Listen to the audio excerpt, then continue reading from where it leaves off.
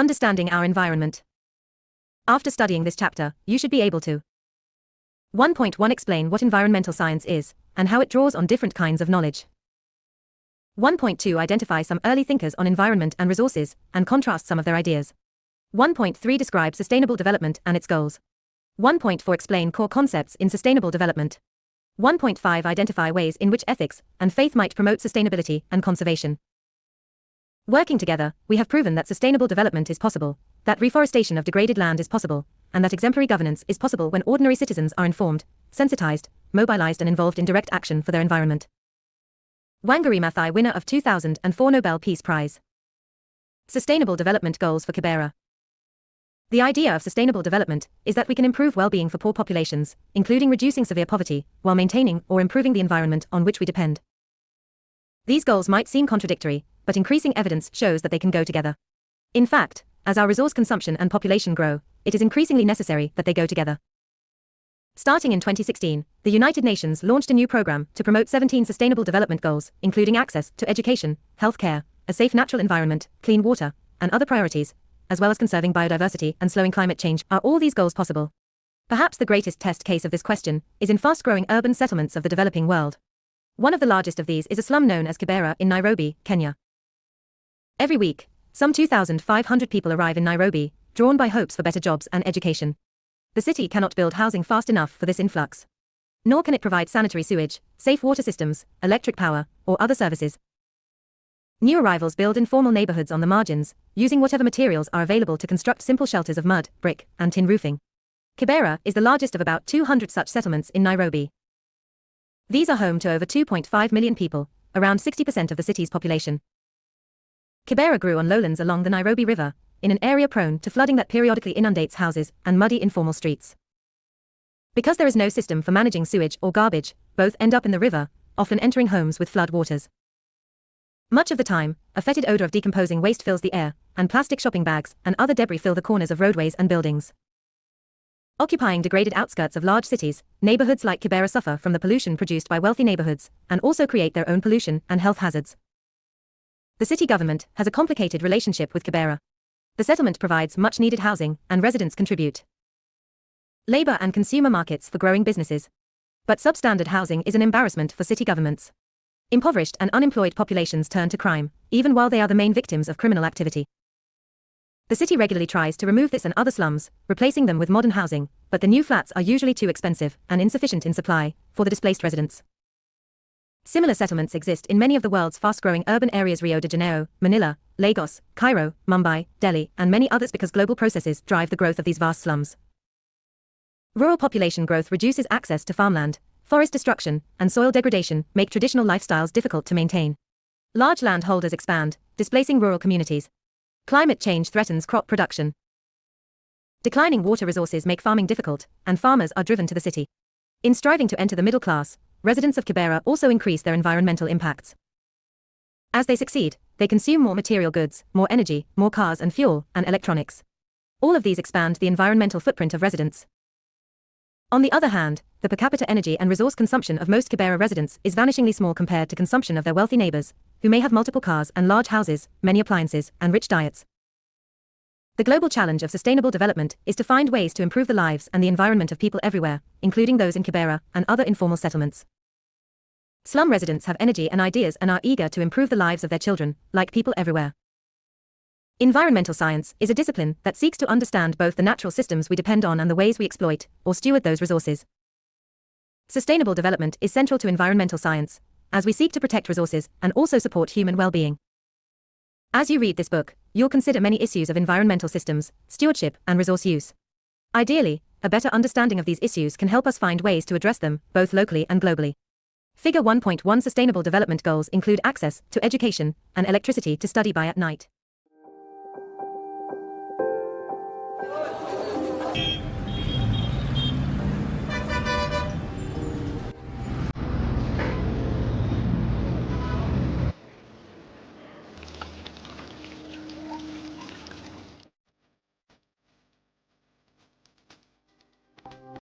Kibera is an informal settlement, 5 kilometers away from the capital city, the central business district of Kenya, Nairobi.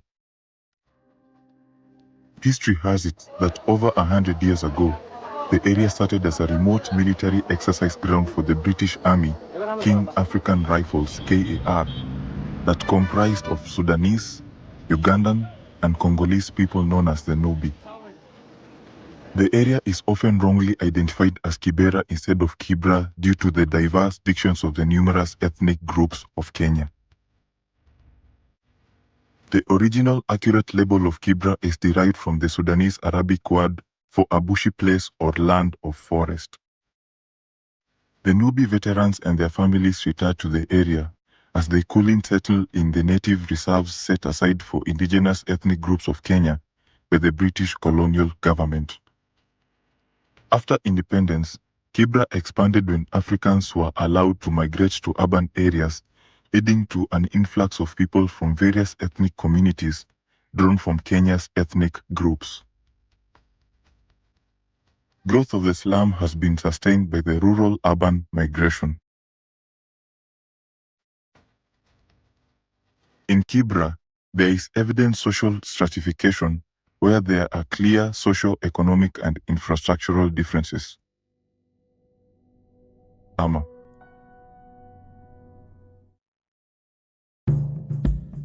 Kibra came from the name Kebera. Kibra means jungle. Long time ago, this place was full of trees.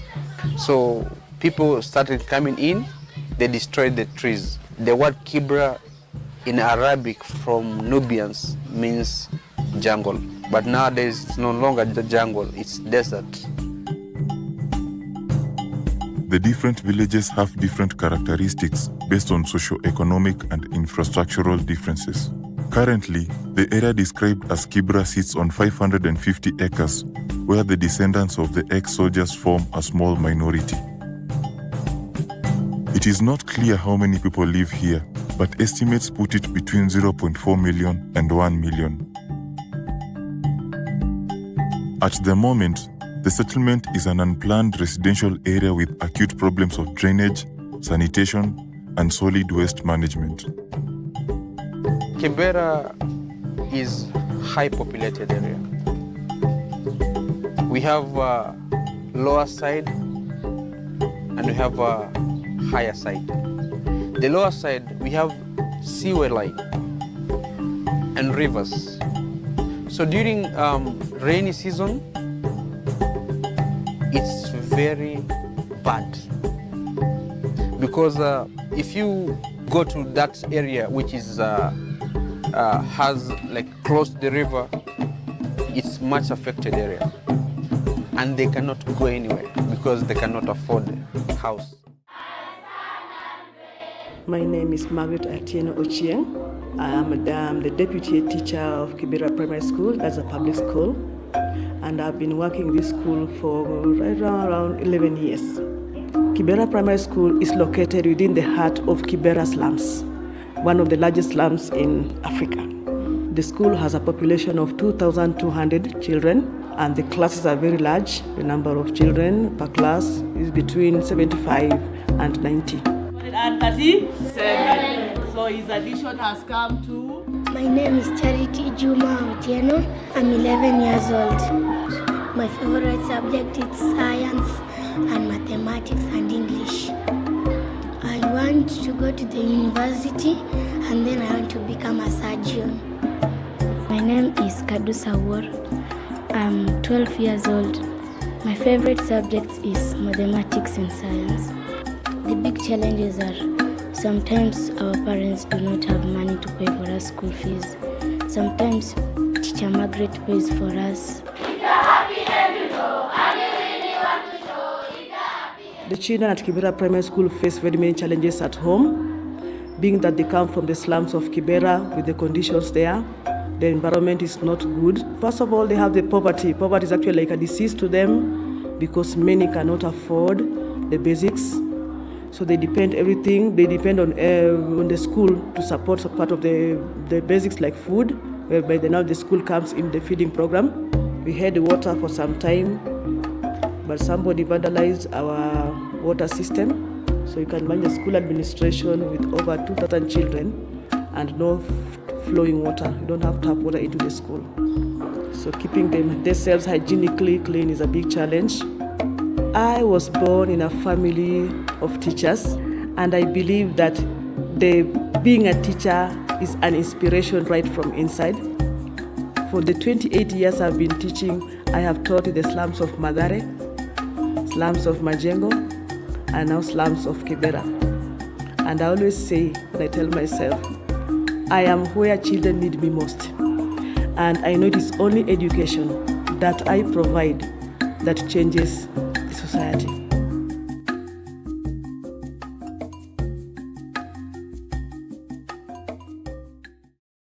What is environmental science? This subject draws on many disciplines, skills, and interests. We face persistent challenges, as well as progress, in themes such as population growth, climate change, pollution, and biodiversity losses.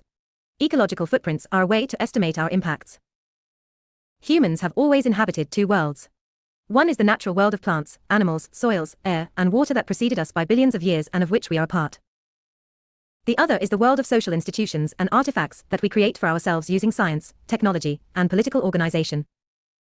Both worlds are essential to our lives, but their intersections often cause enduring tensions. More than ever before, we have power to extract and consume resources, produce waste, and modify our world in ways that threaten both our continued existence and that of many organisms with which we share the planet. We also have better access than ever before to new ideas, efficient technologies, and opportunities to cooperate in finding sustainable strategies. To ensure a sustainable future for ourselves and future generations, we need to understand more about how our world works, what we are doing to it, and what we can do to protect and improve it.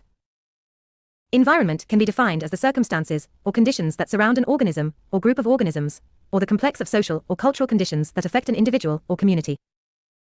Because humans inhabit the natural world, as well as the built or technological, social, and cultural world, all constitute important parts of our environment. Environmental science is the systematic study of our environment and the ways in which we both depend on it and influence it.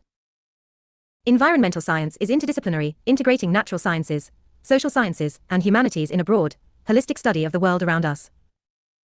Much of environmental science focuses on understanding and resolving problems in our natural environment, such as pollution or lost biodiversity. But solutions have to do with how we consume resources and dispose of waste. This is why environmental science also includes discussion of policy, population, economics, and urbanization. For an increasing number of environmental issues, the difficulty is not to identify remedies. Remedies are now well understood. The problem is to make them socially, economically, and politically acceptable. Foresters know how to plant trees, but not how to establish conditions under which we can agree to let forests grow to maturity. Engineers know how to control pollution, but not how to persuade factories to install the necessary equipment. We even know how to address climate change and sustainable development, although we have not agreed to do so. These are complex problems, then, that require input from multiple perspectives. As you study environmental science, you should aim to do the following. Understand how natural systems function, understand ecological concepts that explain biological diversity. Understand current environmental challenges, such as pollution and climate change, and use critical thinking to envision solutions to these challenges. An environment is everything that is around us, which includes both living and non-living things such as soil, water, animals and plants, which adapt themselves to their surroundings. It is nature's gift that helps in nourishing life on the earth.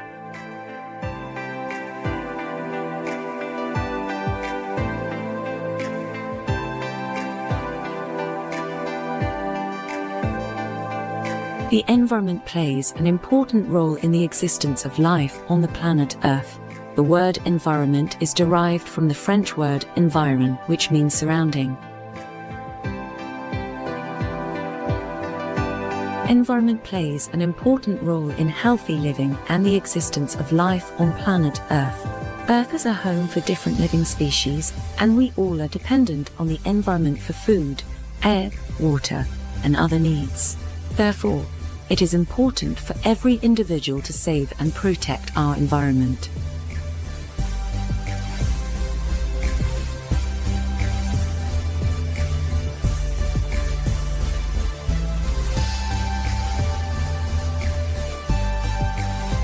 One, supply of resources. The environment offers resources for production. It includes both renewable and non-renewable resources. Example, wood for furniture, soil, land. 2. Sustains life. The environment includes the sun, soil, water, air, which are essential for human life. It sustains life by providing genetic and biodiversity. 3. Assimilation of waste. Production and consumption activities generate waste. This occurs mostly in the form of garbage.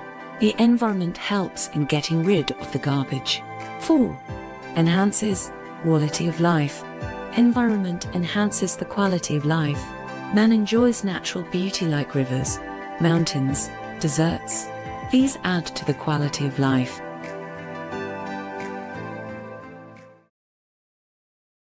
What do you think would happen if all of the trees in the rainforest were cut down, or if chemicals were spilled in a river, or if snow and rainfall increased drastically? These are some of the many topics that are studied in the field of environmental science. Overall, environmental science is the field of science that studies the interactions of the physical, chemical, and biological components of the environment, and also the relationships and effects of these components with the organisms in the environment. The field of environmental science can be divided into 3 main goals, which are to learn how the natural world works, to understand how we as humans interact with the environment, and also to determine how we affect the environment. The third goal of determining how humans affect the environment also includes finding ways to deal with these effects on the environment. Environmental science is also referred to as an interdisciplinary field because it incorporates information and ideas from multiple disciplines. Within the natural sciences, such fields as biology, chemistry, and geology are included in environmental science.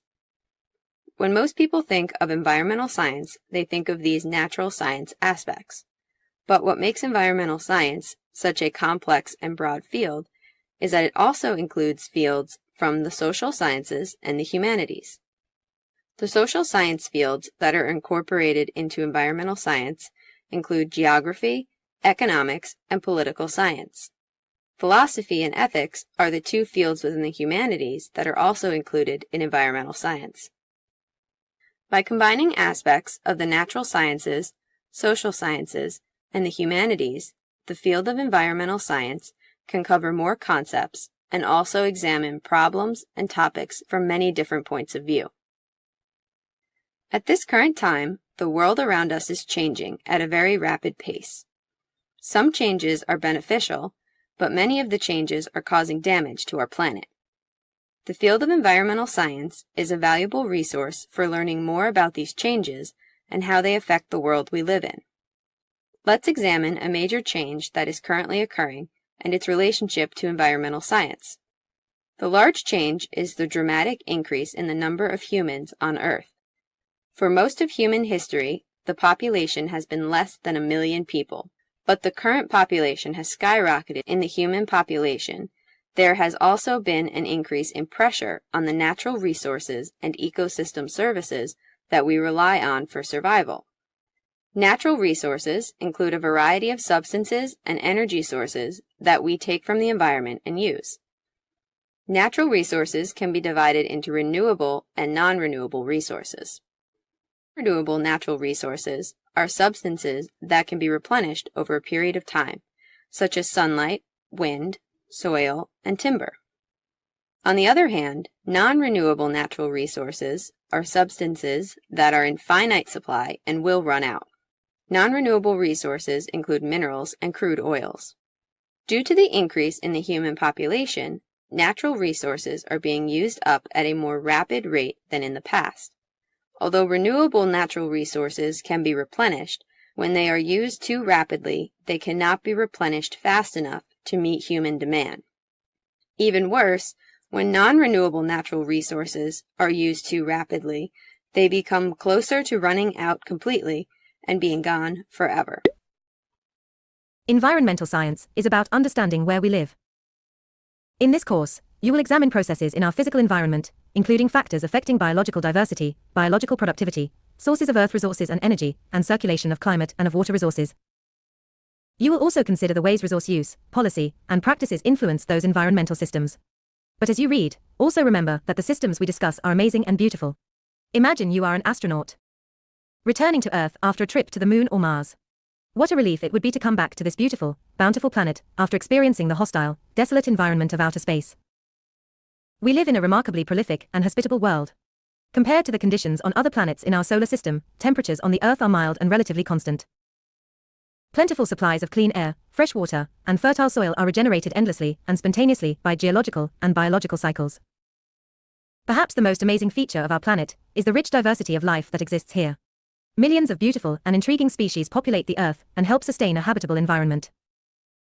This vast multitude of life creates complex, interrelated communities where towering trees and huge animals live together with, and depend upon, tiny life forms such as viruses, bacteria, and fungi. Together, all these organisms make up delightfully diverse, self-sustaining communities, including dense, moist forests, vast sunny savannas, and richly colorful coral reefs. From time to time, we should pause to remember that, in spite of the challenges and complications of life on Earth, we are incredibly lucky to be here. We should ask ourselves, what is our proper place in nature? What ought we do and what can we do to protect the irreplaceable habitat that produced and supports us? To really understand our environment, we also need to get outdoors and experience nature, in our backyard, a local park, or somewhere new. As author Ed Abbey said, it is not enough to fight for the land, it is even more important to enjoy it. While you can. While it is still there. So get out there and mess around with your friends, ramble out yonder and explore the forests, encounter the grizz, climb the mountains. Run the rivers, breathe deep of that yet sweet and lucid air, sit quietly for a while and contemplate the precious stillness, that lovely, mysterious and awesome space. Enjoy yourselves, keep your brain in your head and your head firmly attached to your body, the body active and alive. Major themes in environmental science. Environmental science covers several major themes. One of these is sustainable development, a question that runs through many chapters of this book. How do we foster healthy, rewarding livelihoods under conditions of population growth, shifting food systems, precarious water resources and water quality, air pollution, and growing demands for energy? Why is it important to protect resources and biodiversity, and how can they be protected as human needs expand? A second major theme that runs through most chapters is climate change and climate action. Climate change is the single most urgent issue of our time. It will affect human health, economies, poverty, and conflict, as well as dramatically changing environmental systems, including water resources, weather, food production, and biodiversity, on which we depend. Over the past 200 years, atmospheric CO concentrations have increased about 35%. Climatologists warn that if current trends continue, by 2100 mean global temperatures will probably increase by 2 degrees to 6 degrees Celsius compared to temperatures in 1900. This warming explains the increasing severity and frequency of droughts, storms, and wildfires observed in recent years. Fortunately, we know many ways to reduce climate change, from protecting forests to developing renewable energy and transforming food and farming systems. Global agreement on the importance of acting is nearly universal. At the 2015 Paris Climate Conference, and at multiple conferences since then, the world's nations have gradually strengthened efforts to take action. We are not acting fast enough, but we know many of the strategies that we need to pursue. As you read this book, one of your tasks is to understand solutions to this and other major challenges. You should also try to understand some of the many co-benefits to climate action and other environmental progress, including reductions in poverty, pollution, and illness. In most topics we discuss, there are major challenges and also key areas of progress. It is important to recognize that both dire threats and exciting opportunities exist simultaneously. We tend to forget that in many cases, conditions were much worse in the past. Air and water pollution in most US cities, for example, were far more unhealthy in past decades, and global population growth has slowed dramatically from previous decades. Recognizing where conditions have improved over time also reminds us that the hard work of generations before us has been fruitful. Here are a few examples of major topics in environmental science, with both challenges and encouraging progress. Population and resource consumption. One of the most widely debated challenges is population growth. With some 7.7 billion humans on Earth, we're adding about 80 million more every year. Family sizes have declined almost everywhere, from about 5 children per family 60 years ago to about 2 today, but still demographers project a population between 8 and 10 billion by 2050. The impacts of that many people on our natural resources and ecological systems is a serious concern. All high birth rate countries are low income, often war-affected areas. Of the 40 countries with the highest birth rates, all are in Africa except Afghanistan. On the other hand, population growth has stabilized in nearly all industrialized countries and even in most poor countries where social security and democracy have been established. Over the last 20 years, the average number of children born per woman worldwide has decreased from 6.1 to 2.5. The UN Population Division predicts that by 2050 all developed countries and 75% of the developing world will experience a below replacement fertility rate of 2.1 children per woman. This prediction suggests that the world population could stabilize sooner and lower than previously estimated. Rising resource consumption per person is also an urgent concern. Poor populations consume very little energy, food, and other resources, compared to wealthy populations, which consume energy and goods from around the globe. As wealth rises around the world, people emerging from poverty desire the same high levels of consumption. Thus, both population and consumption rates are persistent questions in environmental science. Hunger. In spite of population growth that added nearly 1 billion people to the world during the 1990s, the number facing food insecurity and chronic hunger during this period declined by about 40 million. Global food production has more than kept pace with human population growth, but hunger persists in many areas. In a world of food surpluses, the United Nations estimates that some 800 million people are chronically undernourished, often because of drought, floods, displacement from land, or war. On the other hand, the percentage of people suffering from chronic hunger has declined, even in developing regions. Soil scientists report that about 2/3 of all agricultural lands show signs of degradation. Biotechnology and intensive farming techniques, responsible for much of our recent production gains, are too expensive for poor farmers, and they contaminate waterways and deplete soils. Small-scale farms still produce 80% of food consumed worldwide, according to the United Nations Development Programme. Can we ensure the sustainability of these farms without further environmental degradation? Biodiversity loss and conservation efforts. Biologists report that habitat destruction, overexploitation, pollution, and the introduction of exotic organisms are eliminating species at a rate comparable to the Great Extinction that marked the end of the age of dinosaurs. The UN Environment Programme reports that, over the past century, more than 800 species have disappeared and at least 10,000 species are now considered threatened. This includes about half of all primates and freshwater fish, together with around 10% of all plant species. Top predators, including nearly all the big cats in the world, are particularly rare and endangered.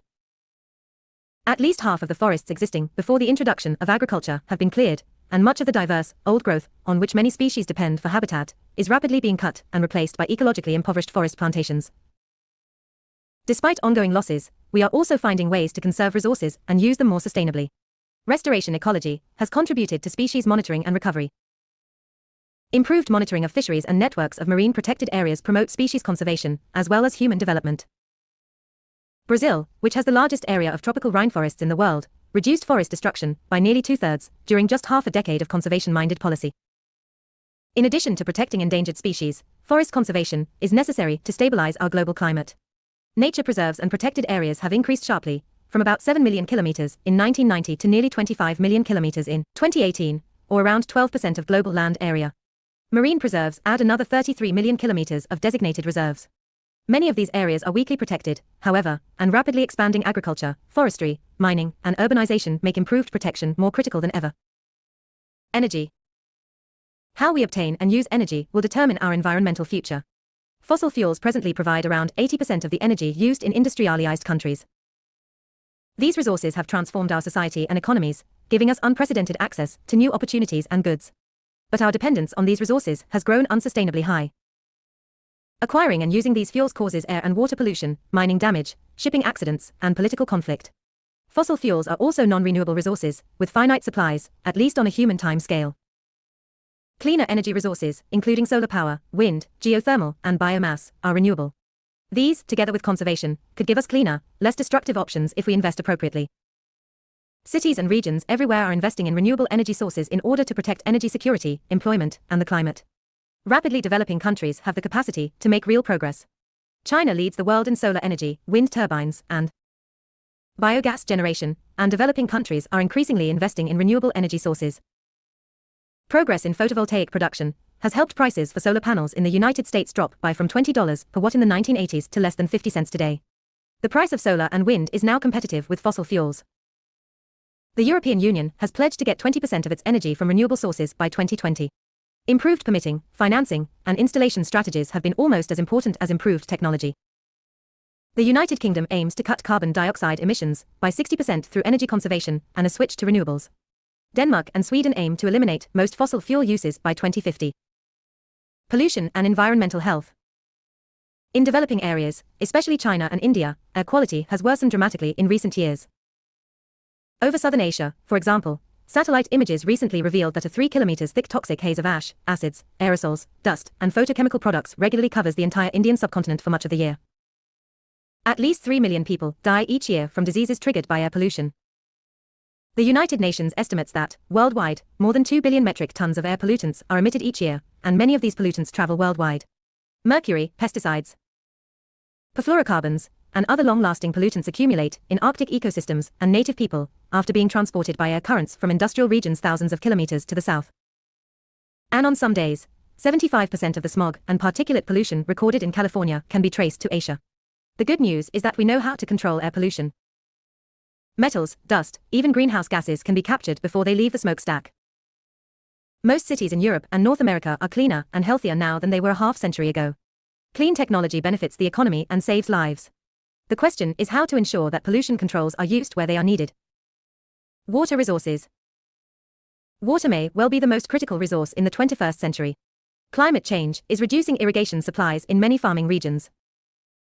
Over 600 million people lack safe drinking water, and 2.4 billion don't have safe sanitation.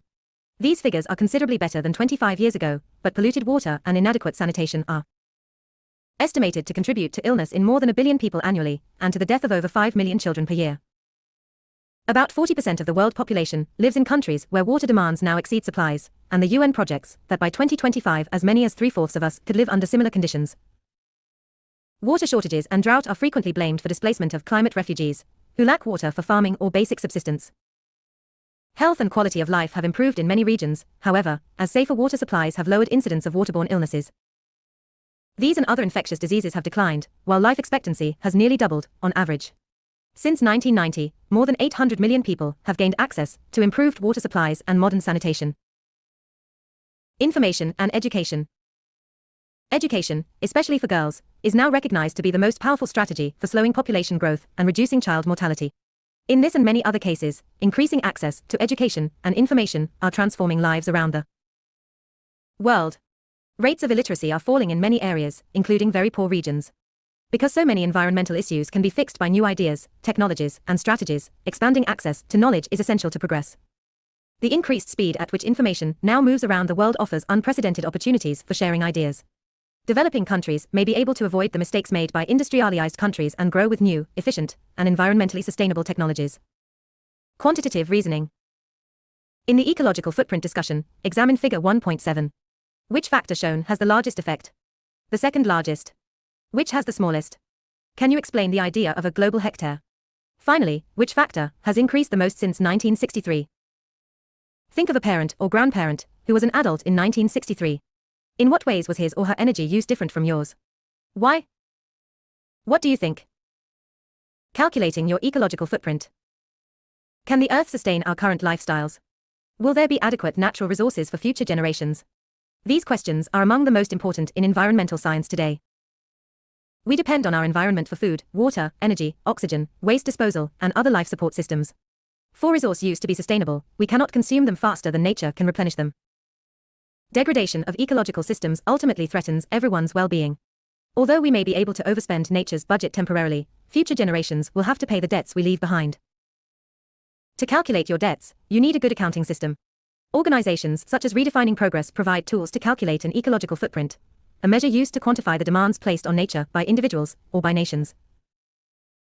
Online footprint calculators, such as the WWF Footprint Calculator or the Redefining Progress Calculator, let you assess your own footprint by answering a simple questionnaire about consumption patterns, such as electricity use, shopping, and driving habits. Footprints are often calculated in terms of global hectares of productive capacity, or the global area that would be needed to support one person. Part of the power of this metaphor is that we can visualize a specific area of land. 1 hectare is an area 100 m times 100 m, and we can use the numbers to compare overall consumption patterns among countries. The term global hectares also reminds us that we are always consuming resources from around the world. According to Redefining Progress, the average world citizen has an ecological footprint equivalent to 2.7 ga, while the biologically productive land available is only 1.8 ga per person. How can this be? We're using non-renewable resources to support a lifestyle beyond the productive capacity of our environment. It's like living by borrowing on your credit cards. You can do it for a while, but eventually you have to pay off the deficit. The imbalance is far more pronounced in wealthier countries. The average resident of the United States, for example, lives at a consumption level that requires 7.2 ga of biologically productive land. If everyone in the world were to adopt a North American lifestyle, we'd need about 4 more planets to support us all. Like any model, an ecological footprint gives a usefully simplified description of a system. Also, like any model, it is built on a number of simplifying assumptions. Various measures of resource consumption and waste flows can be converted into the biologically productive area required to maintain them. Different kinds of resource use and dissimilar types of productive land can be standardized into roughly equivalent areas. Because these areas stand for mutually exclusive uses, they can be added up to a total representing humanity's demand that can be compared to the total world area of productive land. Technological change sometimes can reduce our footprint. For example, world food production has increased about fourfold since 1950, mainly through advances in irrigation, fertilizer use, and high-yielding crop varieties, rather than through increased croplands. How to sustain this level of production is another question, but this progress shows that land area isn't always an absolute limit. Similarly, switching to renewable energy sources, such as wind and solar power, can greatly reduce our ecological footprint. Note that in Figure 1.7, carbon emissions make up the largest share of the calculated footprint globally. In Germany, which has invested heavily in wind, solar, small-scale hydropower, and public transportation, the ecological footprint is only 4.6 gar per person. What are the most important steps your community could take to reduce its footprint? Are there things you could do to reduce your personal footprint? Is technological progress most important? Or are there policy measures that could be just as important in helping developing areas grow without increasing their ecological footprint? Welcome to this lecture in which we will explore two very important indices used by environmental experts. The first is ecological footprint and the second is carbon footprint. Ecological footprint is a gauge that tells us how much pressure we are putting on the resources of the planet. It is the measure of human demand on the nature, or the quantity of nature it requires to support an individual or an economy. Therefore, ecological footprint is measured in terms of the land required in global hectares to meet the resources used by any activity. Global hectares is normally abbreviated as GHA. The activity can be for an individual, a household, an organization, or it can be extended to a region, city, town, or country. Once the ecological footprint is available, we can contrast it against the biocapacity to check the level of sustainability or unsustainability for that matter. A few extra things about ecological footprint are: number one, ecological footprint was first proposed by William Rees in 1992. Since then, it has seen few modifications in methodology for standardization. There have been several extensive worldwide studies that use this gauge. Number two, ecological footprint also includes the land that would be required for reabsorbing the waste generated by an activity and not just the resources required to carry out an activity. And number three, ecological footprint can be measured from websites like footprintnetwork.org, WWF, or ecologicalcalculator.com. So my own ecological footprint came out to be 4.17 global hectares, which is a very reasonable estimate using one of these websites. If everyone lived like me, we would require 2.3 planets to sustain ourselves. So this tells me that I really need to alter my lifestyle, and usage of public transport would make the biggest difference in my numbers. This figure also tells me that my footprint is 2.3 times the biocapacity of our planet. Now, biocapacity varies from region to region. Some areas are rich in natural resources, others are not. There are average values available for both ecological footprint and the biocapacity for each country. More accuracy is gained if the region in question is limited to a smaller area. For example, the per capita footprint in the US is 8.22 global hectares, while the biocapacity for US is 3.76, meaning every person in the US has an ecological depth of 4.46 global hectares. In Saudi Arabia, the footprint per capita is lower than the US, that is 5.61 global hectares. However, the biocapacity is even lower because most of Saudi Arabia is desert. The biocapacity is only 0.5 global hectares. So compared to the US, the per capita depth in Saudi is 5.12 global hectares. Russia, on the other hand, because of its large productive land area, is an ecological creditor by 1.1 global hectares. Russia has a biocapacity of 6.79, while its footprint is only 5.69 global hectares. Students are advised at this point to look at ecological footprint and biocapacity charts for their city and country. Link is available in the resources area. It should be noted that the average global biocapacity is decreasing while annual ecological footprint is increasing. As of 2013, we require 1.6 planets to sustain ourselves. The study of ecological footprint is very revealing. Students are advised to look at topics like Earth Overshoot Day. The index of ecological footprint helps us in building a framework in which we can think quantitatively about sustainability. Now we will look at a more renowned index called the carbon footprint. The carbon footprint has become a household term, particularly in the wake of Kyoto Protocol. Carbon footprint is not as holistic as ecological footprint. However, it is simple to calculate and provides a measure that is easy to standardize. Note that it is easy to break down most human activity in the amount of energy required. The energy can then be equated against emission factors depending upon the source of the energy, and total carbon dioxide emissions can then be calculated. Contrary to the popular belief, it is not just the CO2 emissions that are included in the carbon footprint, but all set of greenhouse gases. If an activity or a process, for instance, generates methane, which is a greenhouse gas, but it doesn't necessarily release CO2, then the amount of methane that would be multiplied by a factor to calculate the equivalent amount of CO2 that would have the same effect in terms of global warming. The potency of greenhouse gases is measured by their global warming potential, or GWP. Some gases are more potent than CO2, while others are less potent in causing global warming. The GWP value of CO2 is said to be 1, that is, it is the baseline from which all other gases are measured. The GWP potential of methane, for example, is 34. That means 1 kg of methane released in the atmosphere has the same effect in terms of global warming as the release of 34 kg of CO2. It would be good at this point to explore the emission factors for various gases. Links are given in the resources section. As with the ecological footprint, the carbon footprint can be calculated for an individual, organization, household, or even for a region, as long as the system boundaries are defined. There are numerous online tools that can help you determine the carbon footprint. Some are more detailed and accurate than the others, and even software are available for CO2 emission accountancy. Emissions are normally categorized as direct or indirect. For example, if emissions are to be worked out for a person that drives a taxi, then direct emissions will be the one that will be the result of burning fuel in the car engine. Indirect emission, however, will be all the emissions that were released in extracting the fuel, refining the fuel, and transporting the fuel to the petrol station. Furthermore, the emissions that were released in making the taxi, from the body panels to the tires to the paint, are also indirect emissions. It should be noted that indirect sources can account for the majority of the emissions.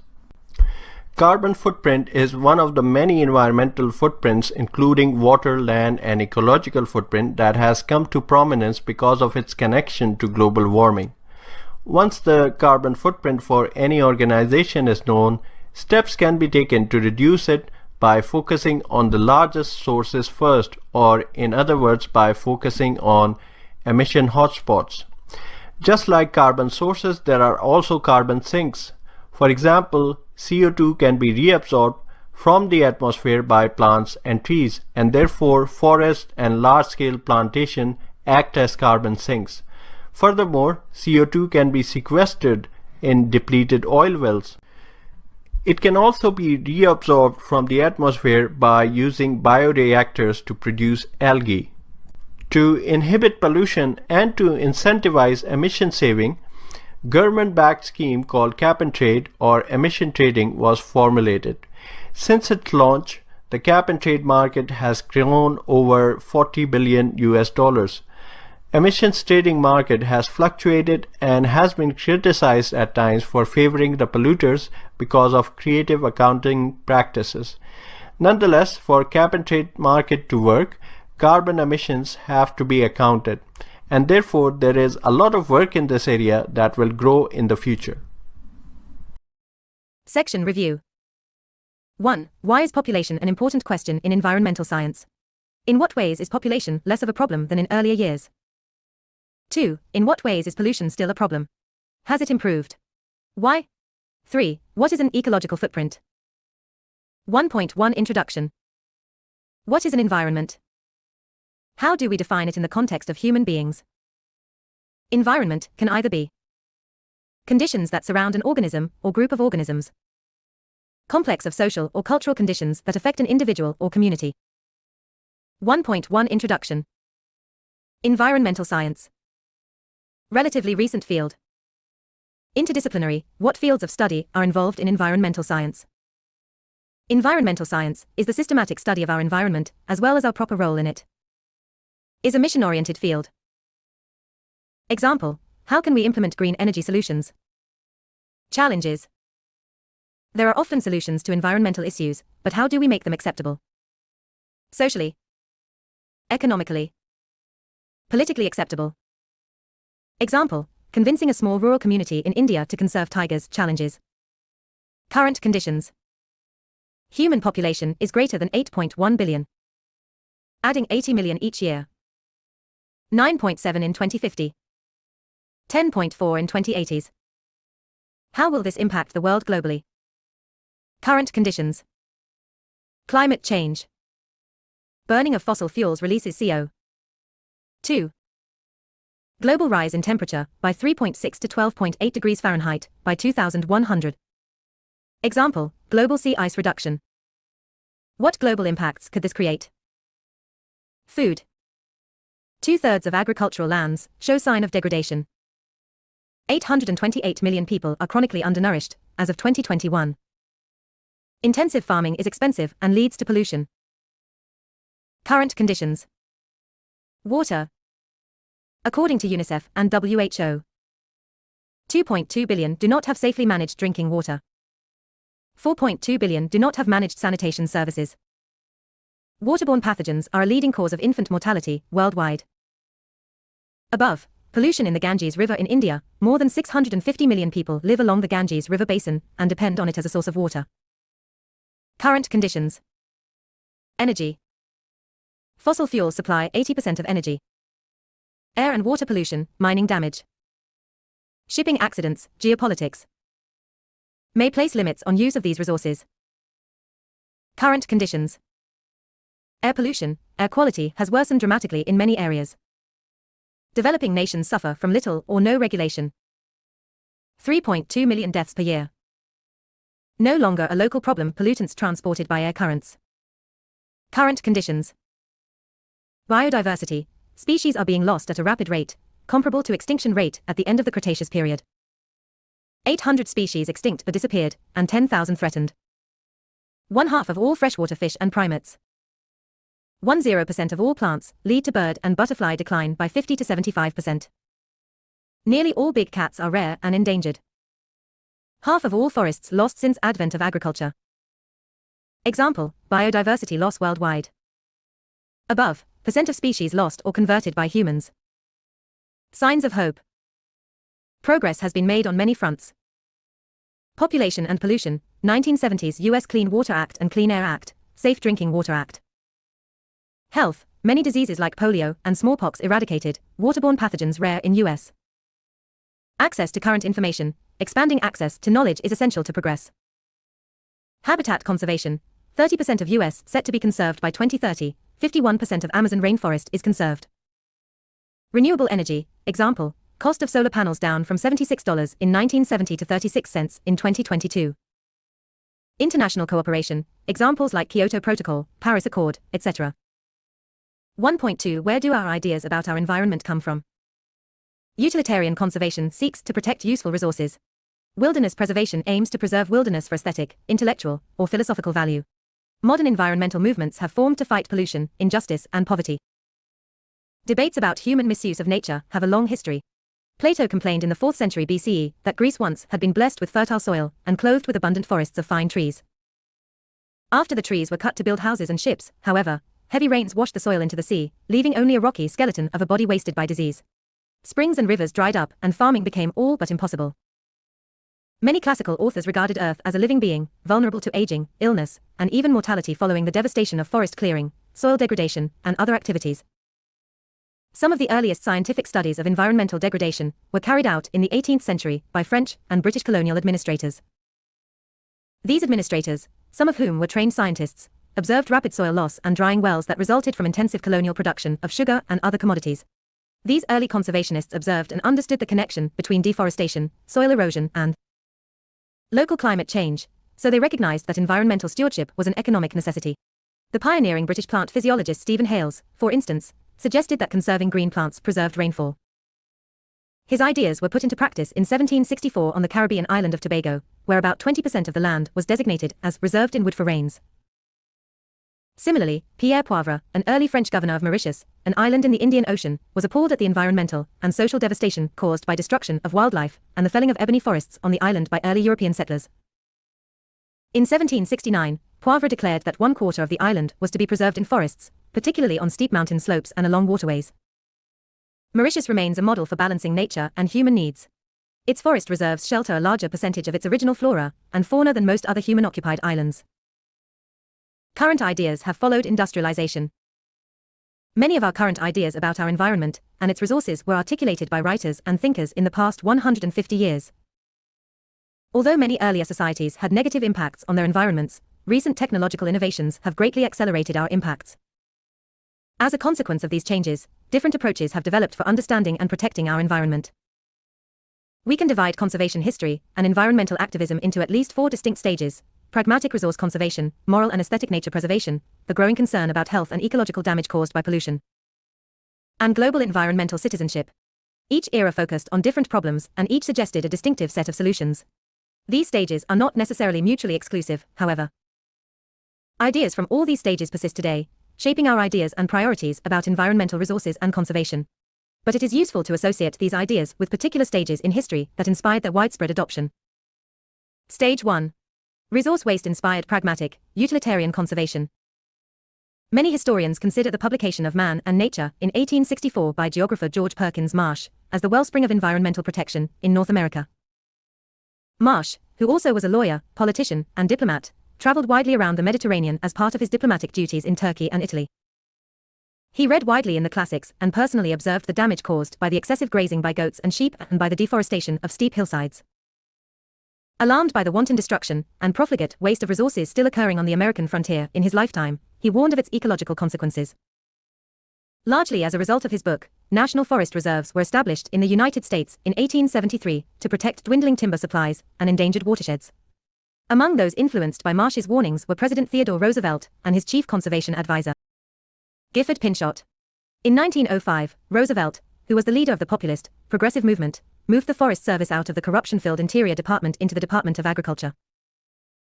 Pinchot, who was the first native-born professional forester in North America, became the founding head of this new agency. He put resource management on an honest, rational, and scientific basis for the first time in our history.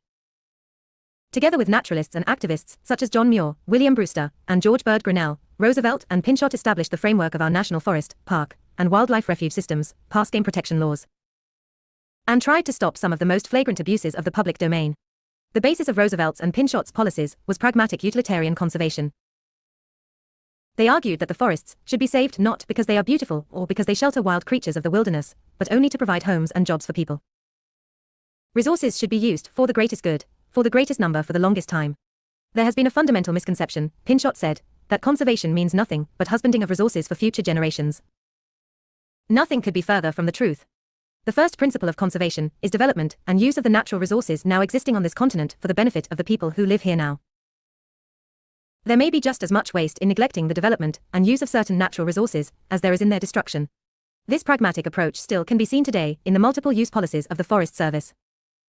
Stage 2. Ethical and aesthetic concerns inspired the preservation movement. John Muir was a geologist, author, and first president of the Sierra Club. He strenuously opposed Pinchot's utilitarian approach. Muir argued that nature deserves to exist for its own sake, regardless of its usefulness to us. Aesthetic and spiritual values formed the core of his philosophy of nature protection. This outlook has been called biocentric preservation because it emphasizes the fundamental right of other organisms to exist and to pursue their own interests. Muir wrote, "The world, we are told, was made for man." A presumption that is totally unsupported by the facts. Nature's object in making animals and plants might possibly be first of all the happiness of each one of them. Why ought man to value himself as more than an infinitely small unit of the one great unit of creation? Muir, who was an early explorer and interpreter of the Sierra Nevada mountains in California, fought long and hard for the establishment of Yosemite and Kings Canyon National Parks. The National Park Service, established in 1916, was first headed by Muir's disciple Stephen Mather, and has always been oriented toward preservation of nature in its purest state. It has often been at odds with Pinchot's utilitarian Forest Service. As the human population grows and grows, natural resources are being used at a rapid rate, and large areas of forest are being converted for human use. How do you think public land should be managed to deal with these types of environmental issues? Over the years, there have been many opinions on how to manage public lands. Two of the major points of view include conservation and preservation of the environment. People often use these two terms interchangeably, when in fact they are two very different views and methods for managing land. Let's explore these two terms and how they vary from one another. Some people believe that public land should be managed by the method of conservation, meaning that the environment and its resources should be used by humans and managed in a responsible manner. These types of people see the value of the environment as the goods and services that it can provide to people. This viewpoint requires that the environment be used in a way that is sustainable, and ensures that the natural resources will be used in a manner that will meet the present-day needs for the resource without jeopardizing the supply of the resource for future generations. By using the environment sustainably, the environment and the natural resources it provides will not be depleted or destroyed permanently, and will be available for human use for a very long time. If people do not manage the land properly, and the resources are not being used sustainably, then the environment can be destroyed, and the conservation method will have failed. Gifford Pinchot, who lived from 1865 to 1946, was a leader in the conservation movement. As the United States expanded and more land was being converted for human use, Pinchot was bothered by the method used in transforming the land. At the time, most forests were being clear-cut, which is when all of the trees are removed at the same time.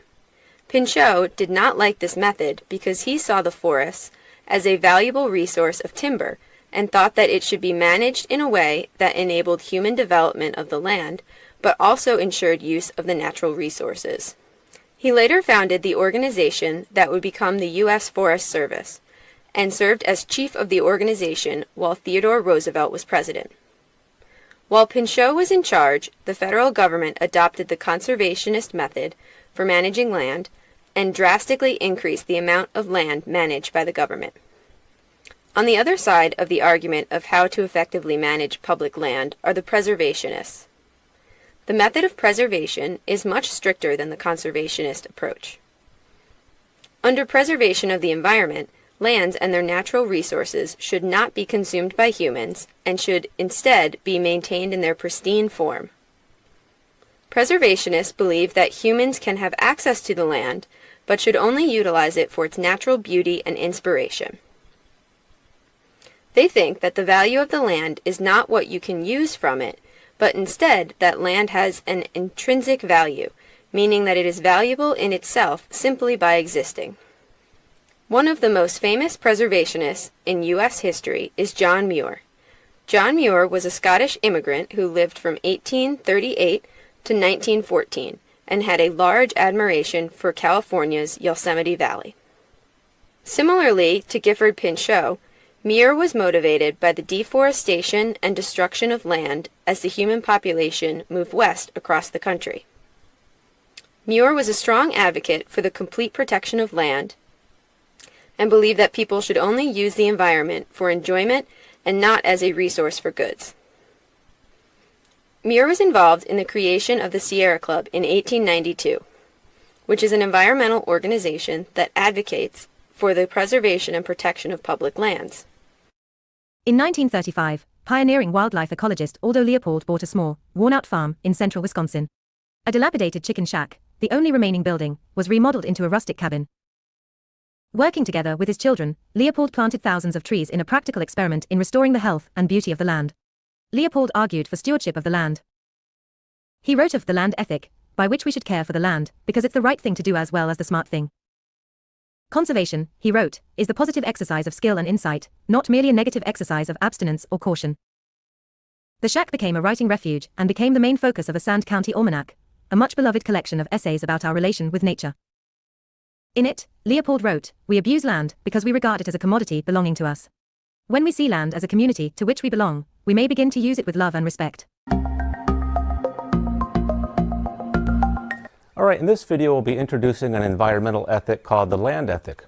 This philosophy was developed by a forester named Aldo Leopold, who many consider to be the father of wildlife ecology.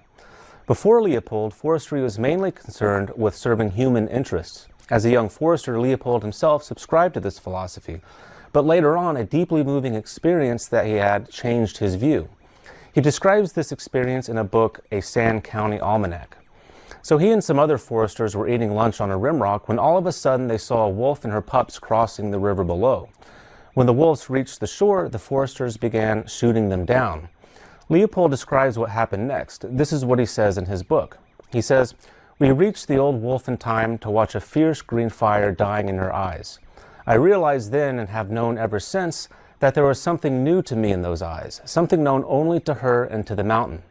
I was young then and full of trigger itch. I thought that because fewer wolves meant more deer, that no wolves would mean a hunter's paradise. But after seeing the green fire die, I sensed that neither the wolf nor the mountain agreed with such a view." This experience led Leopold to rethink the role of the forester. He thought that he and other foresters should start focusing on the interests of ecosystems rather than just human interests. Later, he went on to develop what he called the land ethic as a way to understand our ethical relationship with nature. Many philosophers doing environmental ethics take either an individualistic approach or a holistic approach. Those who take an individualistic approach regard the main unit of moral consideration to be individual beings. So, for example, they may ask how we should treat individual animals in the wild, or whether we should help individual animals, or how we should raise them for food. But the land ethic takes a different approach. It's holistic. So rather than focusing on how we should treat individual beings, the land ethic focuses on how we should morally consider biotic communities or entire ecosystems. Entire ecosystems themselves have intrinsic moral worth according to the land ethic. When Leopold saw the green fire die in the wolf's eyes, he realized that without wolves, there would be too many deer, and this would cause the entire ecosystem to suffer. Everything is interconnected. So we must consider the effects of our actions on entire ecosystems. So the land ethic is an ecocentric philosophy rather than an anthropocentric philosophy. Now, the central guiding principle of Leopold's land ethic is this: a thing is right when it tends to preserve the integrity, stability, and beauty of the biotic community. It is wrong when it tends otherwise. But why exactly did Leopold claim this? What is the basis of this philosophy? Well, first, he thought that morality functions to make us cooperate. So morality is about how we should act as members of a community. History and science show us that humans are members of the biotic community, the land. This is because ecosystems have a tremendous effect on how we live. We are an integral part of this community. So for Leopold, this community, the biotic community, should be regarded as a moral community. This is part of our trajectory of expanding the scope of the moral community so that it includes more and more beings. Since we can regard our relationship with the land as a moral relationship, and since this is necessary for ecosystems to survive and thrive, then we should act as good, responsible members of the biotic community. Now, being a good member of any community involves treating it well, not destroying it, not disrupting it. And this recommends that we embrace Leopold's ethical principle, namely that we should preserve the integrity, stability, and beauty of the biotic community. Quantitative reasoning. Most successful pollution control and conservation efforts have succeeded only when it became possible to gather reliable data, such as the number of illnesses and economic losses resulting from air pollution. Discuss with other students. Are you more convinced of a problem when you see data? Why or why not? Do you, or those around you, Feel that environmental data is easy to understand when you see it. Stage 3. Rising pollution levels led to the modern environmental movement. The undesirable effects of pollution probably have been recognized at least as long as those of forest destruction. In 1273, King Edward I of England threatened to hang anyone burning coal in London because of the acrid smoke it produced. In 1661, the English diarist John Evelyn complained about the noxious air pollution caused by coal fires and factories, and suggested that sweet-smelling trees be planted to purify city air.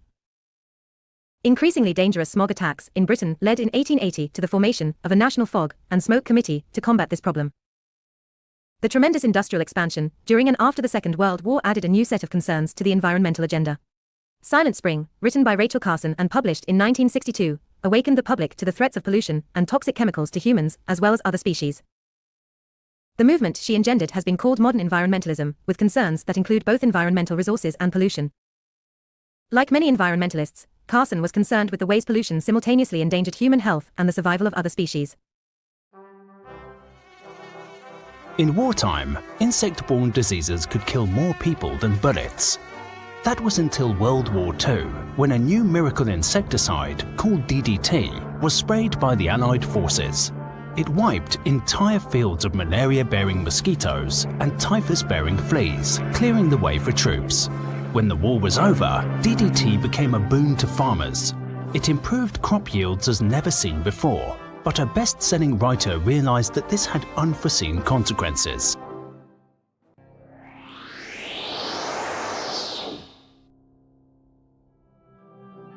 Marine biologist Rachel Carson had a special ability to convey scientific knowledge along with a passion for nature. With that unique talent, she soon rose from an editor of short radio stories for the US Fish and Wildlife Service to a very successful writer. Her second book, The Sea Around Us, became an instant bestseller, and its film version even won the 1953 Oscar for Best Documentary. In the late 1950s, she received a letter from a friend describing the death of many songbirds near her property following aerial sprayings of DDT. This prompted Carson to spend the next 4 years interviewing other scientists about the effects of the synthetic pesticide. She discovered 3 important phenomena.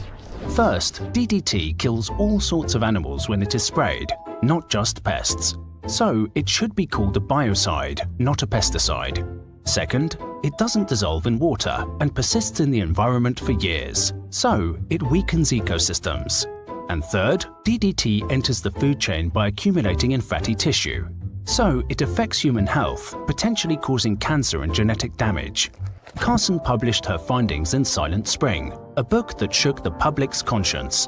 She called for cleaner alternatives to deal with pests. The backlash from the chemical industry was ruthless, including personal attacks on Rachel Carson. But she had done painstaking research and was backed by many scientists. 10 years later, DDT was banned for agricultural use in the United States. However, Carson's main argument went beyond pesticides.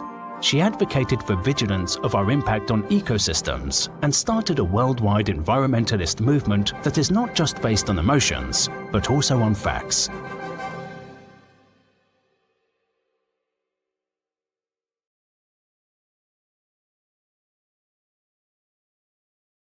As environmental concerns have expanded to climate action, one of the new leaders has been Bill McKibben, an author, educator, and environmentalist, who has written extensively about climate change and has led campaigns to demand political action on this existential threat.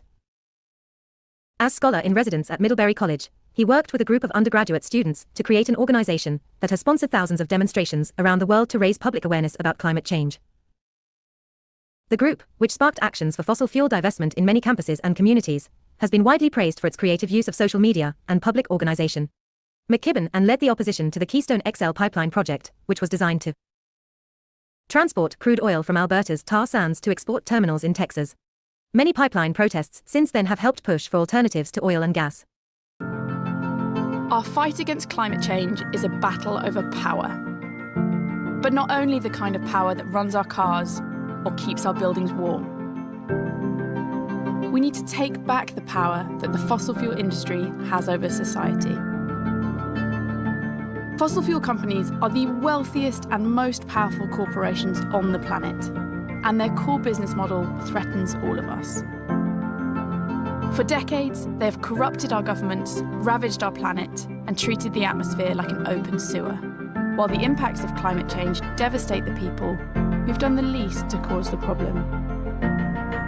We believe in a sustainable and prosperous future, which is socially just and economically fair.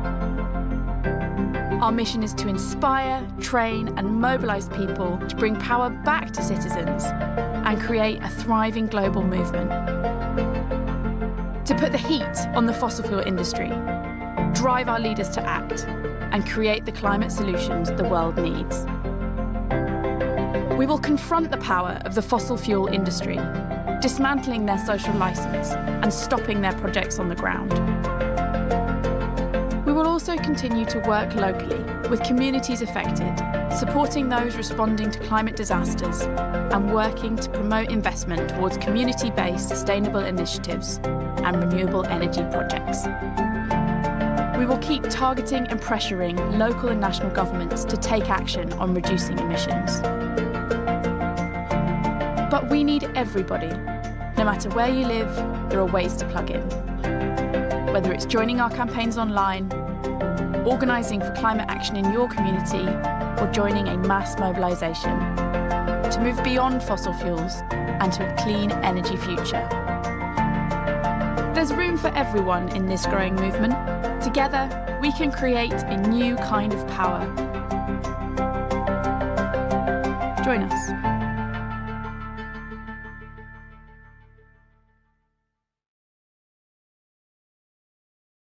Stage 4. Environmental quality is tied to social progress. Some have claimed that the roots of the environmental movement are elitists promoting the interests of a wealthy minority who can afford to vacation in wilderness. In fact, most environmental leaders have seen social justice and environmental equity as closely linked.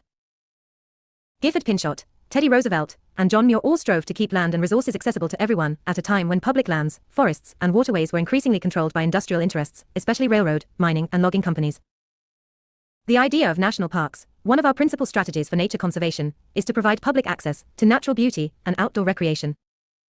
Aldo Leopold, a founder of the Wilderness Society, promoted ideas of land stewardship among farmers, fishers, and hunters. Robert Marshall, also a founder of the Wilderness Society, campaigned all his life for social and economic justice for low-income groups. Many environmental leaders grew up in working-class families, so their sympathy with social causes is not surprising.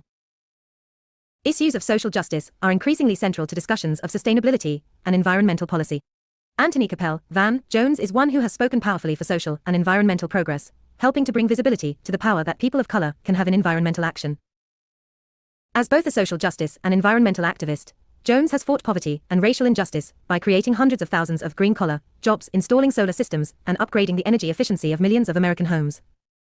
He served as President Barack Obama's special advisor for green jobs and has worked to build a green economy for everyone. He has also brought artists, athletes, and local leaders into national dialogues and engagement around social and environmental issues. With me again now is my co-host on this special broadcast, Van Jones, a leader in the national movement to bring green jobs and green cities to America.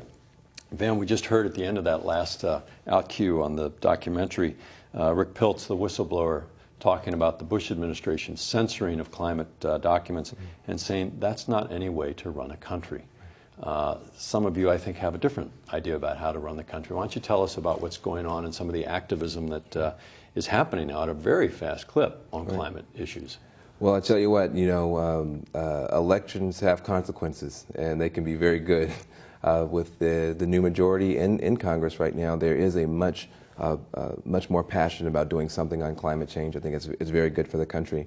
And Speaker Pelosi has really taken this issue to heart.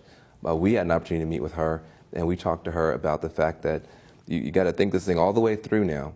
If you're going to go from a dirty energy economy to a clean energy economy, that's not just sort of something you wave a magic wand for. That's a lot of work. People have got to weatherize millions of buildings. They've got to put up tens of thousands of wind farms. They've got to put up millions of solar panels. We asked her, who's going to do all that work? Are our community colleges, public schools, vocational schools training people to do that? Well, we need to get moving. And so she agreed with us. And Title I now of the energy bill that just passed in the House is called the Green Jobs Act of 2007. And it's going to put tens of millions of dollars into community colleges, vocational schools, to train what we call green-collar workers. Green-collar workers, Green as collar opposed to workers, blue-collar. as opposed to blue-collar. A lot of those blue-collar jobs are going overseas. The good thing about a green-collar job is if you're putting up solar panels or weatherizing buildings, they can't go overseas. If you want to weatherize a building and put solar panels on it, you can't ship it to India. Right. You can't ship it to China. It's got to be done in the United States by U.S. workers.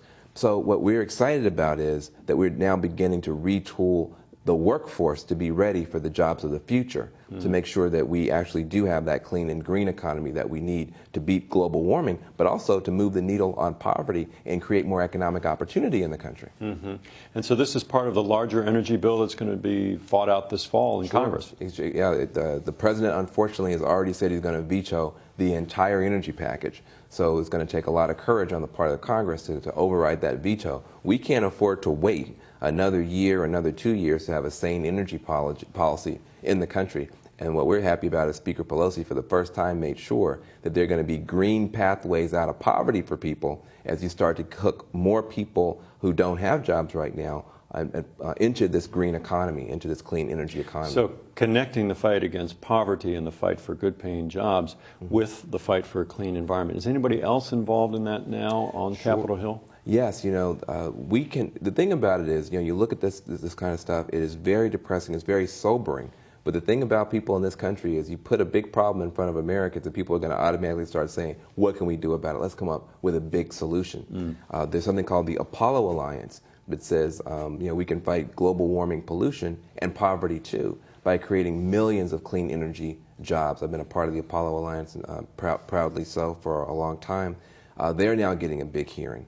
There's a new organization called One Sky, and they're a whole new climate change organization. Their lead demand is, we want a green jobs corps or a clean energy jobs corps, where just like you had the Peace Corps under Kennedy or AmeriCorps under Clinton, they want to have a clean energy corps where people can be put to work retrofitting this country. A clean energy corps. A clean energy corps. And what you do is you could have everybody from the kid in the neighborhood or that poor rural kid, they could get get employed, just like with FDR. So how do they find out about that? How can a poor kid who wants to do that, how does he hook in? Well, there's onesky.org is a website. Greenforall.org is something we can talk about later. The Apollo Alliance. The most important thing, I think, is that people should know that people are beginning to rally for solutions. Some of today's leading environmental thinkers come from developing nations, where poverty and environmental degradation plague hundreds of millions of people. Dr. Wangari Maathai of Kenya was a notable example. In 1977, Dr. Maathai founded the Green Belt movement in her native Kenya as a way of both organizing poor rural women and restoring their environment. Beginning at a small, local scale, this organization has grown to more than 600 grassroots networks across Kenya. They have planted more than 30 million trees, while mobilizing communities for self-determination, justice, equity, poverty reduction, and environmental conservation. Dr. Maathai was elected to the Kenyan Parliament and served as Assistant Minister for Environment and Natural Resources. Her leadership helped bring democracy and good government to her country. In 2004, she received the Nobel Peace Prize for her work, the first time a Nobel has been awarded for environmental action. In her acceptance speech, she said, "Working together, we have proven that sustainable development is possible, that reforestation of degraded land is possible, and that exemplary governance is possible when ordinary citizens are informed, sensitized, mobilized and involved in direct action for their environment." Wangari Maathai was the first woman from Africa to receive the Nobel Peace Prize. She was also the first woman to become a professor in her home country of Kenya. As for her peace work, it all started by planting one tree. When visiting some of Kenya's poorest areas, Wangari Maathai saw firsthand how the degradation of the environment impacted the lives of rural women. Kenya's forests were being cleared and replaced by commercial plantations, resulting in more drought, loss of biodiversity, and increased poverty. In 1977, she founded the Green Belt Movement, an organization focused on reforestation and women's rights. It began with women working together to grow seedlings and plant trees to bind the soil, store rainwater, provide food and firewood. For each tree planted, they also earned a small sum. Some people laughed at the idea of enlisting villagers, but Wangari Maathai didn't listen, and by 2004, the women of the Green Belt Movement had planted 30 million trees. The members learned that they were not powerless, that they could find their way out of poverty. If they could bring about such positive change to their communities, what else could they accomplish? When the Kenyan authorities started selling off portions of the forest to private construction projects, Wangari Maathai sprang into action and opposed the government despite police brutality. Her activism brought to light the corruption and lack of transparency of government. Thousands of citizens mobilized to defend their forests and their rights. Eventually, Wangari Maathai and her organization gained so much support, the government had to stop the project. Thereby, the Greenbelt movement evolved and started participating in the reshaping of Kenya into a more democratic country. In 2004, Wangari Maathai was awarded the Nobel Peace Prize for her work. Although this prize comes to me, it acknowledges the work of countless individuals and groups across the world. They work quietly and often without recognition to protect the environment, promote democracy, defend human rights, and ensure equality between women and men. By so doing, they plant seeds of peace. Wangari Maathai passed away in 2011, but her legacy still lives on. Through the Greenbelt movement and initiatives like the Trillion Trees campaign, we're still making progress on reclaiming and restoring forests. Nowadays, we're constantly being bombarded with problems, and it is easy to feel overwhelmed. Wangari Maathai's method is simple. Start little and do the best you can. Think about the big picture, knowing that each change you make to one part will affect the whole. One person's simple idea, a community coming together to plant trees, can make a huge difference.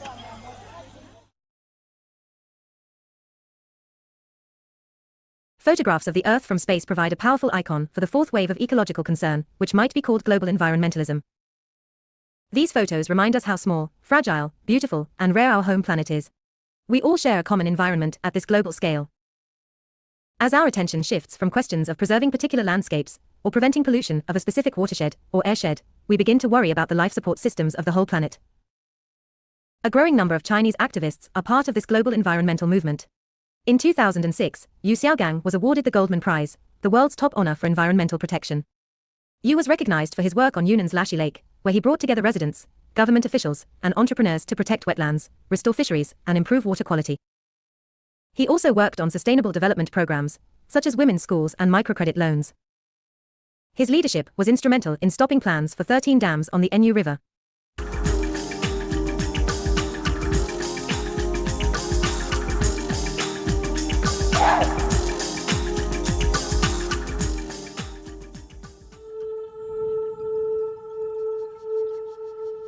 Yunnan Province is the land of eternal spring. A temperate climate, wild rivers, and steep mountain gorges, as well as rare plants and animals, make it China's most desirable region. Nature and culture intertwine. This area is very famous for their biodiversity and also cultural diversity. And it probably has the highest biodiversity among all temperate zones. That's where the water is from, and also lots of natural resources are from. After a local dam built at Yunnan's Lashi Lake led to flooding and the loss of farmland, a shrinking fish population diminished the community's livelihood. Local environmentalist Yu Xiaogong formed the NGO Green Watershed. He brought residents, government, and entrepreneurs together to help reestablish the watershed.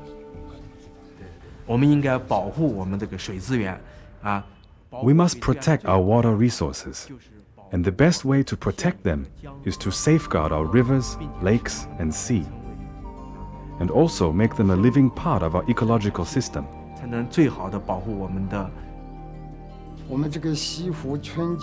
Our village started a small river valley team after Mr. Yu came. The living standard here has improved to a great degree, and our abilities have increased. Mr. Yu has helped the villagers to understand environmental concepts like what ecology means. Lashi Lake Watershed is now one of the top 10 sustainable developments in the country. But other environmental challenges face southwest China. Since the explosive growth of the mainland's market economy, pressure for more abundant energy has led to the construction of hydroelectric power stations. Development plans for the 3 parallel rivers include a series of cascade dams right through what may be the world's deepest river canyon, Tiger Leaping Gorge on the Yangtze River. Preliminary construction work has already begun. Tunnels like this are about 2 meters wide and often over 100 meters deep.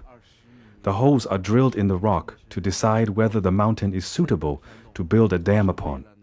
There are already nearly 100 holes like this drilled inside Tiger Leaping Gorge.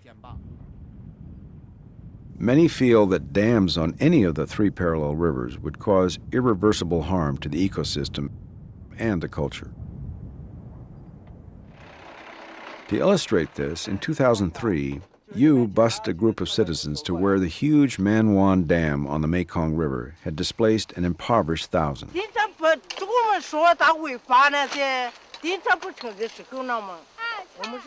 These disturbing images of a once thriving community were eye-opening. Due in part to Mr. Yu's efforts, the government agreed to compensate the displaced residents with $8.7 million. And the next year, Premier Wen Jiabo suspended plans for dam construction on one of the 3 parallel rivers.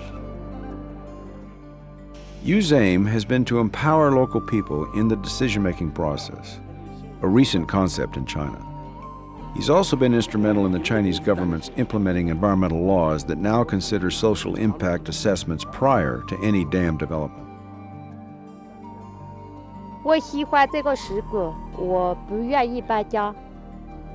Yu also believes strongly in the cumulative power of the NGO as a catalyst for this change. In the beginning, there's a little pebble on the mountaintop. As it starts to roll down the mountain, it hits a bigger stone, and then the bigger stone rolls down and hits an even bigger rock, 1,000 times more. In the end, it falls into the river. An NGO is just like this pebble. It starts from a very small project. Eventually, it evolves into a movement that every citizen in the country can join into as one. For outstanding environmental achievement in Asia, the 2006 Goldman Environmental Prize is awarded to Yu Xiaogong, Kunming, China. Another Goldman Prize winner is Dai Qing, who was jailed for her book that revealed the social and environmental costs of the 3 Gorges Dam on the Yangtze River.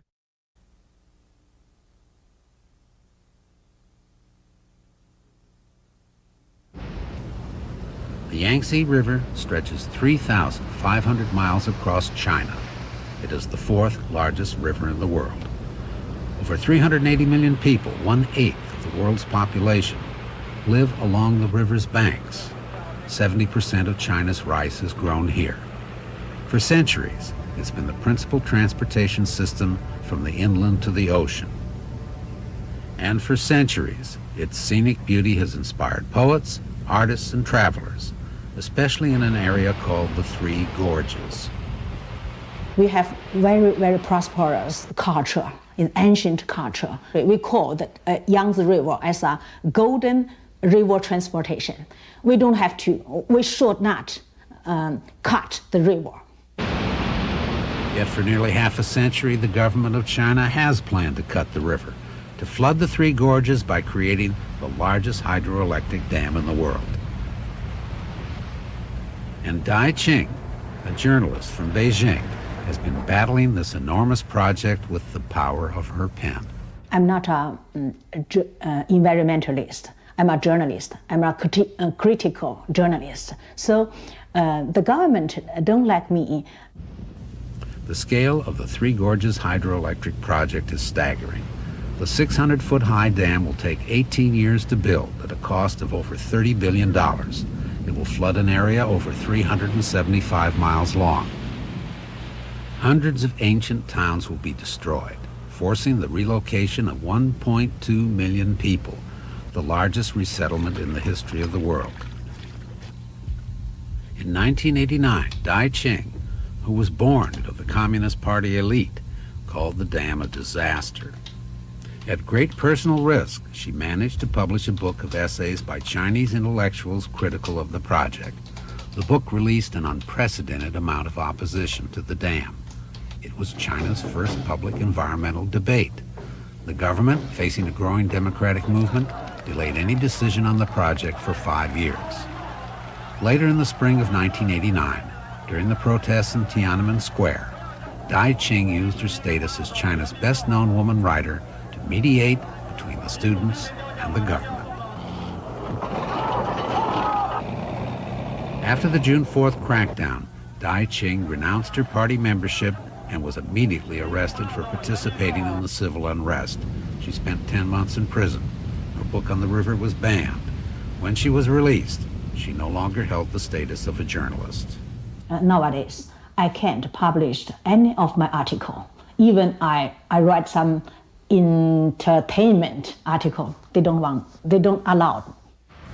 And the government has pushed up preparations for construction of the Three Gorges Dam. But Dai Qing hopes to start a non-governmental organization to address China's growing environmental problems, including stopping the construction of the dam, now scheduled to begin in 1997. I don't want to be the mouthpiece of party. So I think the main trouble between me and the government is because I have this attitude. For outstanding environmental achievement in Asia, a 1993 Goldman Environmental Prize is awarded to Dai Qing of Beijing, China. Section Review. Section Review. 1. Differentiate conservation and preservation. Identify one person associated with each. 2. What was Rachel Carson's Silent Spring about? Why? 3. In what ways is environmental quality tied to social progress? 1.2 Nature protection has historic roots. Plato. There are remaining only the bones of the wasted body, as they may be called, as in the case of small islands, all the richer and softer parts of the soil having fallen away, and the mere skeleton of the land being left. Pierre Poivre. Governor of the island of Mauritius. Set aside 1/4 of the island to be preserved in forests. Established SSR Botanical Garden. Example, Peloponnese, Greece deforestation. Historical perspective. Our perspective on the environment has changed over time. Over time, there were 4 distinct stages. 1. Pragmatic resource conservation. 2. Moral and aesthetic nature preservation. 3. Concern about health and ecological damage. 4. Global environmental citizenship. These stages are not mutually exclusive, and parts of each persist today in the environmental movement. Pragmatic resource conservation. George Perkins' Marsh, Man and Nature, published in 1864.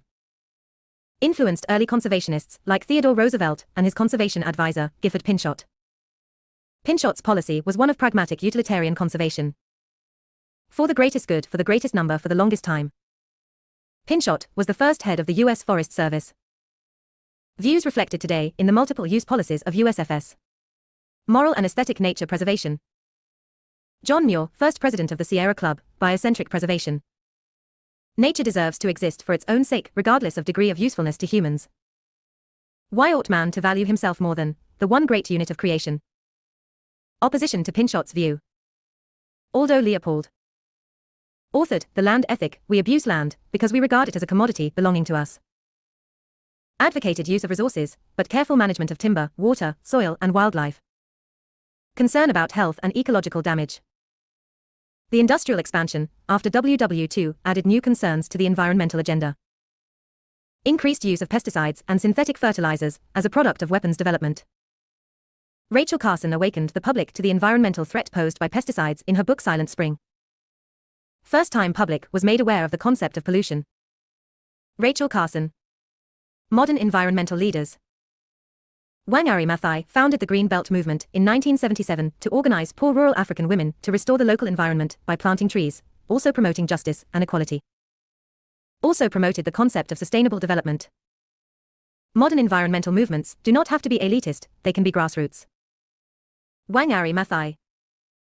Global environmentalism. Environmental quality is tied to social progress. A core concept of modern environmental health is the idea of sustainable development. Meeting the needs of the present without compromising the ability of future generations to meet their own needs. 1.3 Sustainable development. Poverty affects quality of life in many ways.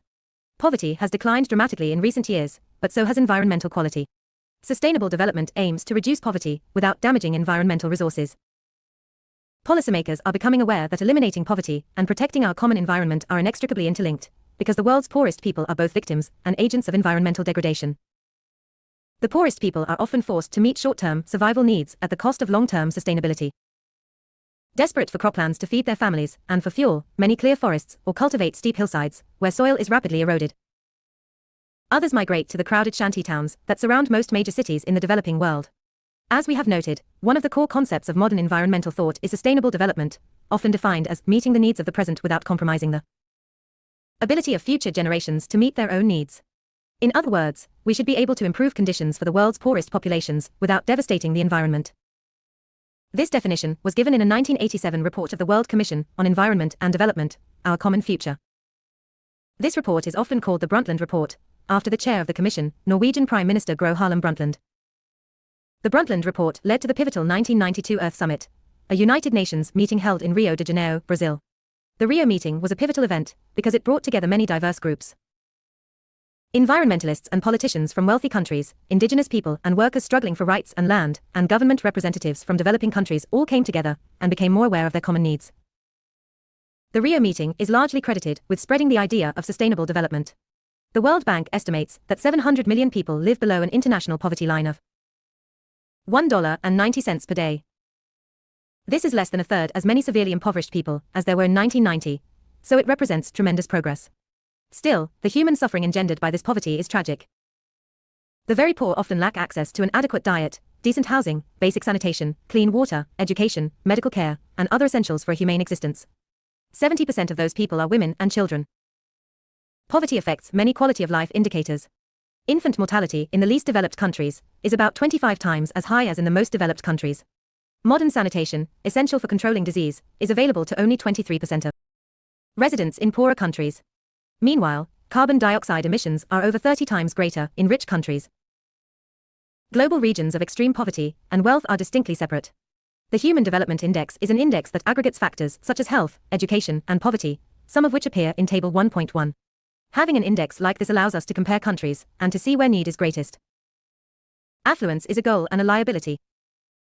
About 1/6 of the world's population live in the richest countries, where the average per capita income is above $41,000 per year.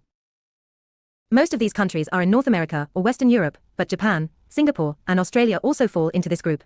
Another 1/6 live in the least developed countries, with per capita income averaging less than $2,500. The remaining 2/3 of the world's population live in middle or low-income countries, where incomes average over $10,000, and where most people live above the extreme poverty line, by global standards. Those of us in the richer nations enjoy unprecedented affluence and comfort. To do so, we consume an inordinate share of the world's resources and produce unsustainable amounts of pollution, although much of that pollution occurs far from where we live, in industrial cities, and degraded mining regions and farmlands of distant countries. The United States, for example, with about 4.6% of the world's population, consumes about 20% of all oil, and produces about 15% of all carbon dioxide and half of all toxic wastes in the world. Low-income countries hope to emulate this prosperity. Take the example of China, the world's most dramatic case of development. In the early 1960s, some 300 million Chinese suffered from chronic hunger, and perhaps 50 million starved to death in the worst famine in world history. Since then, China has experienced amazing economic growth and modernization. The national GDP has been increasing at about 5 to 10% per year. Hundreds of millions of people have been lifted out of extreme poverty. Chronic hunger has become uncommon. Average life expectancy has increased from 42 to 76 years, and infant mortality dropped from 150 per 1,000 live births in 1960 to 11 today. Annual per capita GDP has grown from less than $200 per year to more than $12,000. As a consequence of this growth, pollution has become more severe each year, as demand has exploded for resources, consumer goods, cars, and other luxuries. Most Chinese still consume far less than Americans or Europeans, though. In terms of ecological footprints, it takes about 9.7 global hectares to support the average American each year. By contrast, the average person in China consumes about 2.1 ga per year. Providing the 1.3 billion Chinese with American standards of consumption would require about 10 billion ga, or almost another entire Earth's worth of resources. China's use of coal-powered electricity, one of the most important sources of greenhouse gases and air pollution, has doubled in less than a decade. Historically, some problems such as waste generation and carbon dioxide emissions have tended to increase with economic growth. Other problems, such as urban air pollution, tend to rise and then decline. A common explanation for the decline is that increasing wealth leads to better regulation and pollution controls. Some environmental costs can fall steadily with increasing development, as in the case of household sanitation. Communities can pay more to clean and protect water resources as they become wealthier. Some of these rules are changing, too. Economic growth has been tied to coal and oil burning ever since the Industrial Revolution. But in recent years, economic growth in many areas has proceeded despite regionally falling greenhouse gas emissions. Quantitative reasoning. Examine Figure 1.17. Describe in your own words how increasing wealth might affect water contamination, air pollution, and greenhouse gas emissions. Why might greenhouse gas emissions rise? Describe and explain the air pollution curve. Is sustainable development possible? Most poor nations and most poor families desperately want to become wealthier, to have more material goods, more food, and more cars, lights, computers, and other amenities. Can everyone have their share without destroying our shared environment? This depends on how development happens, how resources are shared, and whether developing regions find new paths to prosperity, different from the resource-intensive paths of the 20th century. Two basic principles of sustainable development, put forth by Herman Daly in the 1970s, are that we cannot consume natural resources faster than they are produced, and we cannot produce waste faster than nature can recycle it, if we intend to be here for the long term. Note, however, that the measures in the Human Development Index are not resource-intensive factors. Providing basic access to health care and education, or providing clean drinking water and controlling pollution, improves people's lives with few natural resources. At the same time, they greatly advance human resources, our capacity to work and dream. Increasing wealth for the already wealthy is more costly. Sustainable development can mean many things. Many forms of sustainable farming, for example, produce food while protecting wildlife habitat, soil, and water resources. Often, sustainable development simply means distributing investment to small producers who circulate money in their local communities. Fair trade organizations, for example, help people in developing countries to grow or make high-value products, often using traditional techniques and designs that can be sold on world markets for good prices. It is important to recognize that many innovations for climate action, along with sustainable development, are coming from the developing world. Already by 2015, Kenya produced more than half its electric power from geothermal, wind, and solar energy sources. The World Bank calculates that sub-Saharan Africa could produce 170 gigawatts of low-carbon energy. This sustainable development potential exists across much of the world. In the Americas, Uruguay achieved 95% renewable electricity due to a decade of policy commitment. Costa Rica, with abundant geothermal energy, is approaching 100% renewable energy. Nicaragua is aiming for 90% renewable energy by 2020. Growth can also occur without increased resource consumption. Markets in arts, entertainment, education, services, and leisure time can improve our lives with little environmental cost. These are growth industries whose primary resource is human ingenuity. This is an idea recognized by economists at least since John Stuart Mill in 1857. It is scarcely necessary to remark that implies no stationary state of human improvement. There would be just as much scope as ever for all kinds of mental culture and moral and social progress, as much room for improving the art of living, and much more likelihood of its being improved when minds cease to be engrossed by the art of getting on. The UN has identified 17 Sustainable Development Goals. Beginning in 2016, the United Nations initiated a program to promote 17 Sustainable Development Goals. The goals are ambitious and global, and they include eliminating the most severe poverty and hunger, promoting health, education, and gender equality, providing safe water and clean energy, and preserving biodiversity. This global effort, developed by representatives of the member states of the UN, seeks to coordinate data gathering and reporting, so that countries can monitor their progress, to share resources, and to promote sustainable investment in developing areas. For each of the 17 goals, organizers identified targets, some quantifiable, some more general. For example, Goal 1, End Poverty, includes targets to eradicate extreme poverty everywhere, and to ensure that all people have rights to basic services, ownership and inheritance of property, and other economic needs. Goal 7, Ensure access to affordable, sustainable energy, includes targets of doubling energy efficiency and enhancing international investment in clean energy. Goal 12, Ensure sustainable consumption and production, calls for cutting per capita food waste in half, as well as phasing out fossil fuel subsidies that encourage wasteful consumption. The UN aims to meet these targets by 2030, in a span of 15 years. The SDGs also include a number of targets for economic and social equity and for better governance. To most economists and policymakers, it seems obvious that economic growth is the only way to bring about a long-range transformation to more advanced and productive societies, and to provide resources to improve the lot of all people. As former US President John F. Kennedy said, "A rising tide lifts all boats." But the Brundtland report emphasized that equity is also essential. Political stability, democracy, and fair access to resources and opportunity are needed to ensure that the poor will get a fair share of the benefits of greater wealth in a society.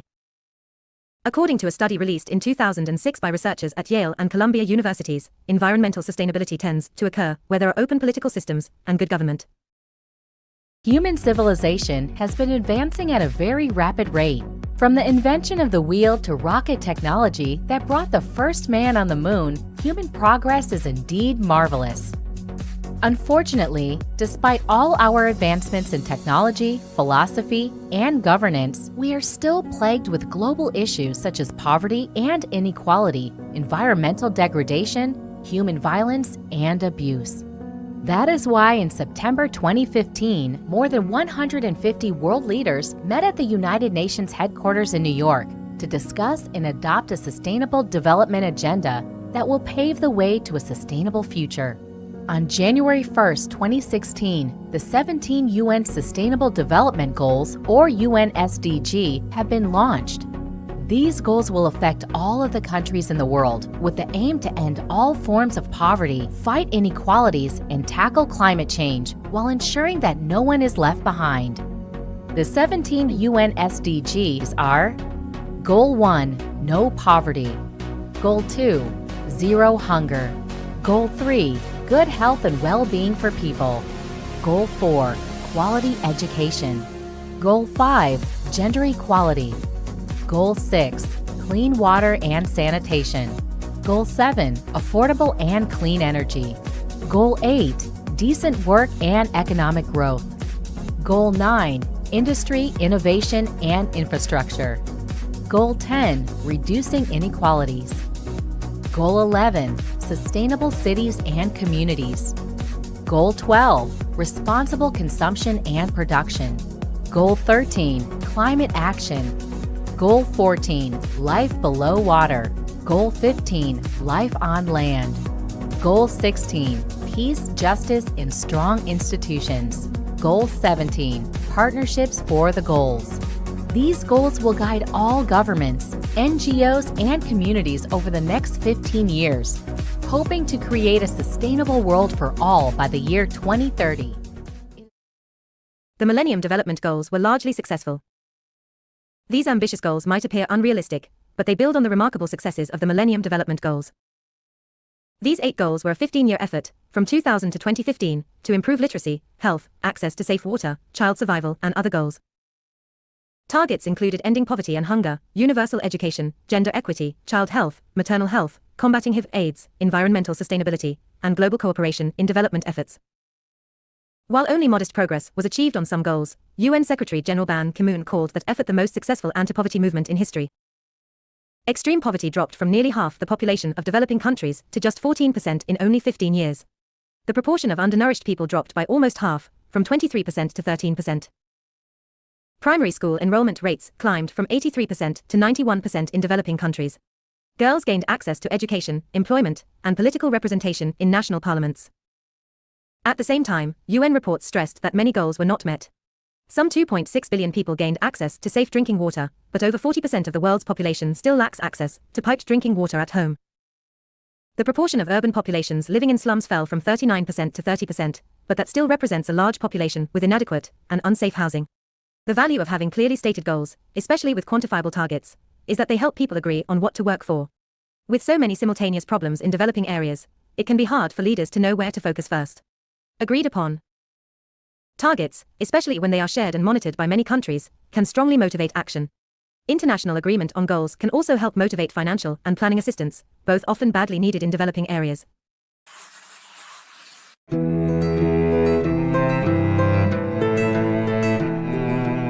Back in 2000, the UN created the Millennium Development Goals in an effort to improve life in developing regions by 2015. How far did we get? Extreme poverty rates have been cut in half, but 1 in 8 people worldwide still go hungry. Enrollment in primary education increased from 83 to 90%, yet 1 out of 10 primary school-age kids are not in the classroom. Gender equality has been met at the primary school level, but women still hold less secure jobs than men. 17,000 fewer children die each day, but 6 million are still dying before their 5th birthday. Maternal mortality fell 45%, though only half of women in developing regions get recommended prenatal care.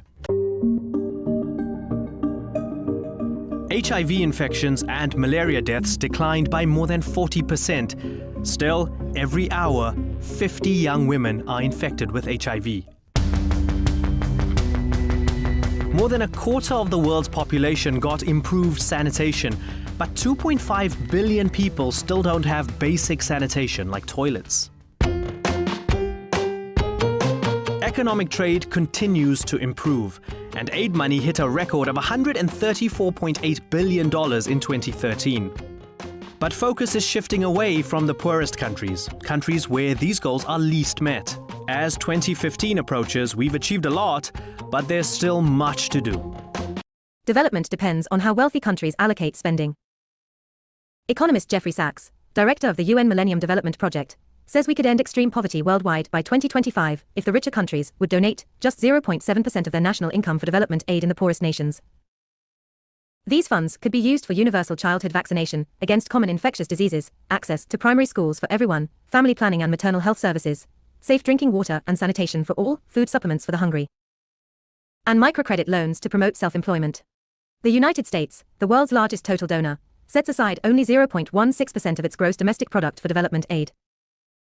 That amounts to about 18 cents per citizen per day for both private and government aid to foreign nations. As former Canadian Prime Minister Jean Chrétien said, aid to developing countries isn't charity, it's an investment. It will make us safer, and when standards of living increase in those countries, they'll become customers who will buy tons of stuff from us.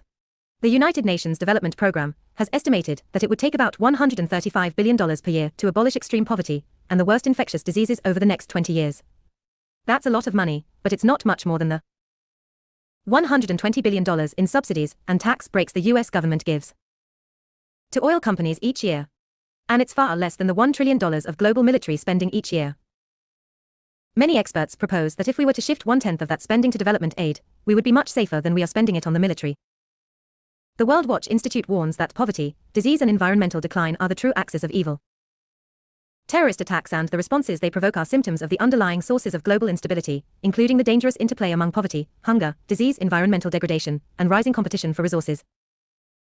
Unless the world takes action to promote sustainability and equity, World Watch suggests, we are unlikely to resolve persistent problems of wars, terrorism, and natural disasters.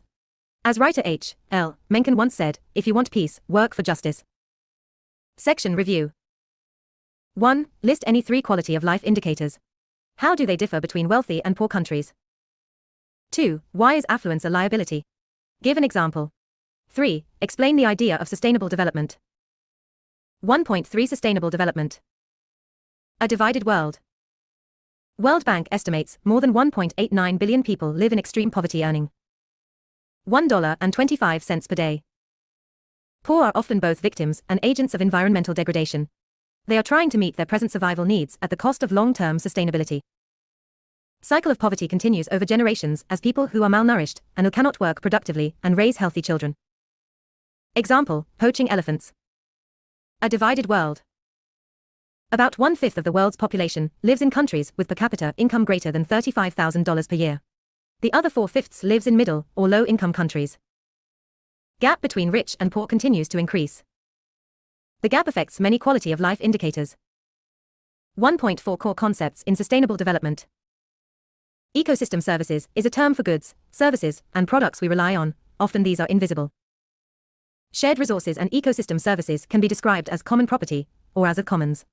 Managing common property is a key challenge. Indigenous peoples often protect biodiversity. Some general organizing ideas help us make sense of the problem of sustainable development and of how to think about prosperity in a world of limits. The ideas raised in this section will help you think about issues such as water resource management, ways to preserve water quality, how to encourage greenhouse gas reductions, questions of biodiversity, air quality, and many other natural resource considerations. These issues will also come up in later chapters on economics and policy. How do we describe resource use? The natural world supplies the water, food, metals, energy, and other resources we use. Because we use so many kinds of resources, one widely used measure for evaluating resource consumption is the ecological footprint. Our ecological footprint is an index, a number representing a complex array of factors. Another widely used concept for describing resource use is throughput, the amount of material or resources that flow through a system. A household that consumes abundant consumer goods, foods, and energy brings in a great deal of natural resource-based materials. That household also disposes of a great deal of materials. Conversely, a household that consumes very little also tends to produce little waste. Ecosystem services refers to services or resources provided by environmental systems. Provisioning of resources, such as the fuels we burn, may be the most obvious service we require. Supporting services are less obvious until you start listing them. These include water purification, production of food and atmospheric oxygen by plants, or decomposition of waste by fungi and bacteria. Regulating services include maintenance of temperatures suitable for life by the Earth's atmosphere, or carbon capture by green plants, which maintains a stable atmospheric composition. Cultural services include a diverse range of recreational, aesthetic, and other non-material benefits. Usually we rely on these resources without thinking about them. They support all our economic activities in some way, but we don't put a price on them because nature doesn't force us to pay for them. About why biodiversity is important, specifically to us as humans, in the form of ecosystem services. Given that we'll lose about 20% of the present species richness by the middle of the century, it's crucial to ask why that should matter to any of us. Should we be worried about that loss? And why do so many of us care so much about it already? There are three main ways in which biodiversity is crucial to humans. The first is by direct services, the second is by indirect services, and the third is the aesthetic or ethical effect. We get so many things directly from biodiversity on this planet. Food, clothing, housing, transportation, many medicines and medical supplies, and even energy in some cases. These things are derived directly from various ecosystems. Food goes without saying. All of our major food types, as diverse as they might be, originated in diverse ecosystems. Turns out that there are wild types of tomatoes still growing in Peru. These Peruvian tomatoes are a different species from the kind of tomato that we typically eat and hold some of the genetic diversity within them. When bred with some of the tomatoes that we're using as our own food now, the yield from the hybrid tomatoes can go up almost as much as 50%. And we wouldn't have that productivity if we'd let that wild type of Peruvian tomato go extinct. If we didn't have that as part of the biodiversity out there today, there's no way that we would have access to that genetic diversity. Another direct service provided by biodiversity is shelter. Originally, we built housing out of all kinds of biological materials, and even today, we're still building houses out of trees. And what about medicine? Almost all of the medicines that humankind has developed have come directly from studying the way that organisms live in their environment, how they interact, and the chemicals that they use during those interactions. The rosy periwinkle is a very famous example of a plant that grows in some very secluded environments in Madagascar. And it turns out that this plant produces a couple of very interesting chemicals that are now used to treat childhood leukemia. And again, we wouldn't have those medicines if the rosy periwinkle had gone extinct. Some of the more interesting things that I think people forget about when thinking about the value of biodiversity fall under the category of indirect services that are delivered to us by healthy ecosystems. If you think about mangrove swamps, which are these fantastic places along the coastal margins of some tropical countries, where specific types of trees called mangroves, grow. Mangroves can grow in salt water, so they form a semi-marine forest at the edge between land and sea. There are many species of mangrove trees, and they're all really tough, resilient plants that provide tremendous services to us and to the natural environment. They protect the coastline from wave action and erosion. They're nurseries for all kinds of different types of organisms, and some of these are very important food types for us. Unfortunately, in certain parts of the world, people are destroying the mangroves in order to make shrimp fisheries. They remove the mangroves and set up shrimp farms with the idea that they're adding economic value to that part of the coastline by putting in a shrimp farm that's going to produce a commercially viable product.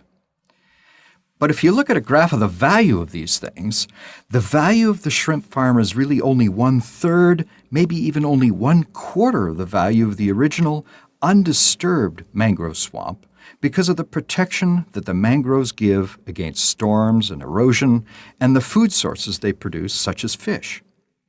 You can actually attach a dollar value to these things, which is sometimes the only way that people really come to grips with ecosystem value. It's the only way that people really understand the value of ecosystem services to humanity. Economic value of intact biodiversity has also been determined for ecosystems far from mangrove swamps, much closer to home. Some years ago, a large city on the East Coast, which shall remain nameless, except that it's New York, had an issue with the quality of its source water. There are rivers feeding into the New York City area, and the sources of that water were being compromised by pollution and environmental degradation to the point where biodiversity was being lost in some of those areas. So city officials had a question in front of them. How do we deal in a cost-effective way with this problem of declining quality of our water? It turns out that to build treatment plants to deal with cleaning the water up was going to cost somewhere in the neighborhood of $6 billion just to build the treatment plants, and then another $300 million per year to maintain those plants and make sure that they were doing the things that we were supposed to by removing the harmful chemicals that were being introduced through environmental degradation upstream. Then they looked at what it was going to cost to clean up and restore the environments to make sure that the ecosystems and the biodiversity in those ecosystems were maintained to the point where they were doing what they would naturally do by removing chemicals from the water, basically filtering it through wetland habitat. Wetlands are tremendous, tremendous places for the recycling of dangerous chemicals and for the removal of chemicals from water and for clarifying and cleaning water. The cost for this restoration was going to be about $1 billion spread over 10 years. Much, much lower cost. So the answer was pretty clear. You're going to go and spend that $1 billion over 10 years. Not only do you enhance the quality of the water in a very cost-effective way, but you do something else too. And that addresses the third and final aspect of biodiversity value, the ethical and aesthetic services or value provided by biodiversity. These services may in fact be, in some ways, the most important ones. Sure, we can attach dollar values to the direct and indirect costs of a decline in biodiversity and a decline in environmental services and ecosystem services, but the ethical and aesthetic value is something that's very, very difficult to put a price on. You might say, okay, well, it costs so much to go visit a park, or you might enjoy the view so much that you'll put a quarter into the telescope and soak in that environment, but that's not really what we're talking about. The value here comes in what we leave for the future. A drop in biodiversity, removal of biodiversity, the extinction of species, those are things that we can't repair. Lost biodiversity is something we cannot bring back. So our children are going to inherit a depleted world. The ethical and aesthetic quality of the environments that they're going to experience in their future is going to be decreased. How do you put a dollar value on that? We are the stewards of the environment, but we are also the major influence on environmental quality and certainly on ecosystem function these days through our activities that result in pollution and overfishing, habitat destruction, loss of certain species from the environment. No one wants a world that's filled with nothing but wheat, corn, dandelions, some cows, and us. That's a very simple ecosystem that's fraught with future difficulty and instability. If you reduce biodiversity to the point where the loss of species in the ecological food web causes an ecological collapse of that system, we won't be just standing by watching that collapse. We're going to be part of it. Clearly, biodiverse ecosystems are great places to live and to visit. There's much to see. They make you feel happy, restful, appreciative, full of awe, and reminded of what a remarkable and unique planet this is. After all, it's ours. I think there's a deeper sort of societal psychology at work here. And it behooves us to pay attention not just to the economically measured direct and indirect services and benefits provided by diversity-rich, healthy ecosystems, but also to the ethical and aesthetic value of those amazing environments that are the inheritance we will leave for future generations.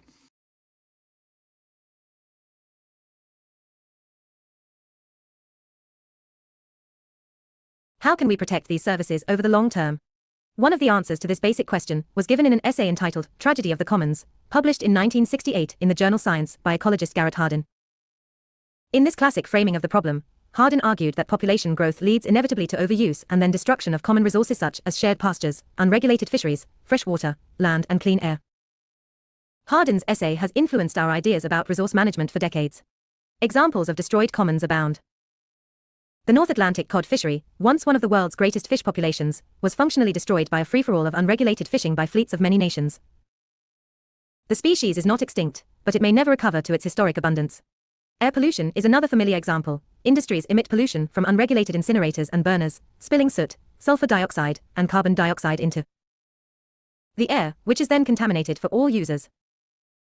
Hardin proposed that there are only two ways to avoid this destruction: a system of private property, in which owners protect resources because of self-interest, or coercive regulation by the state.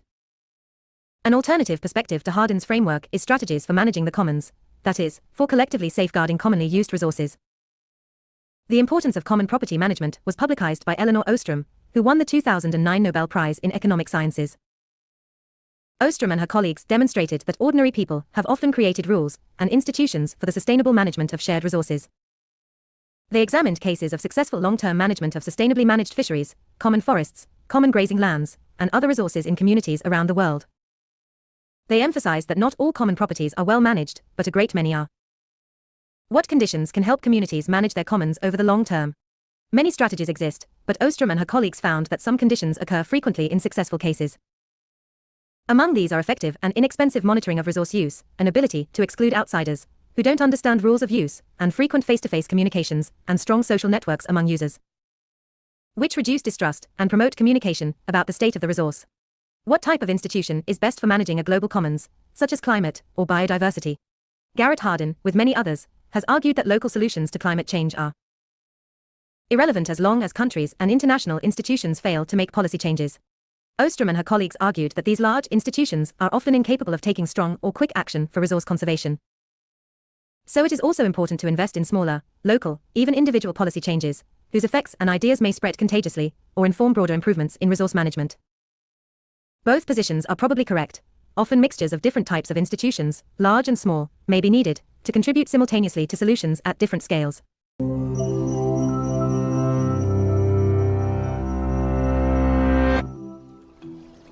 Imagine as a thought experiment that you live in a small village and depend on the local fish pond for food.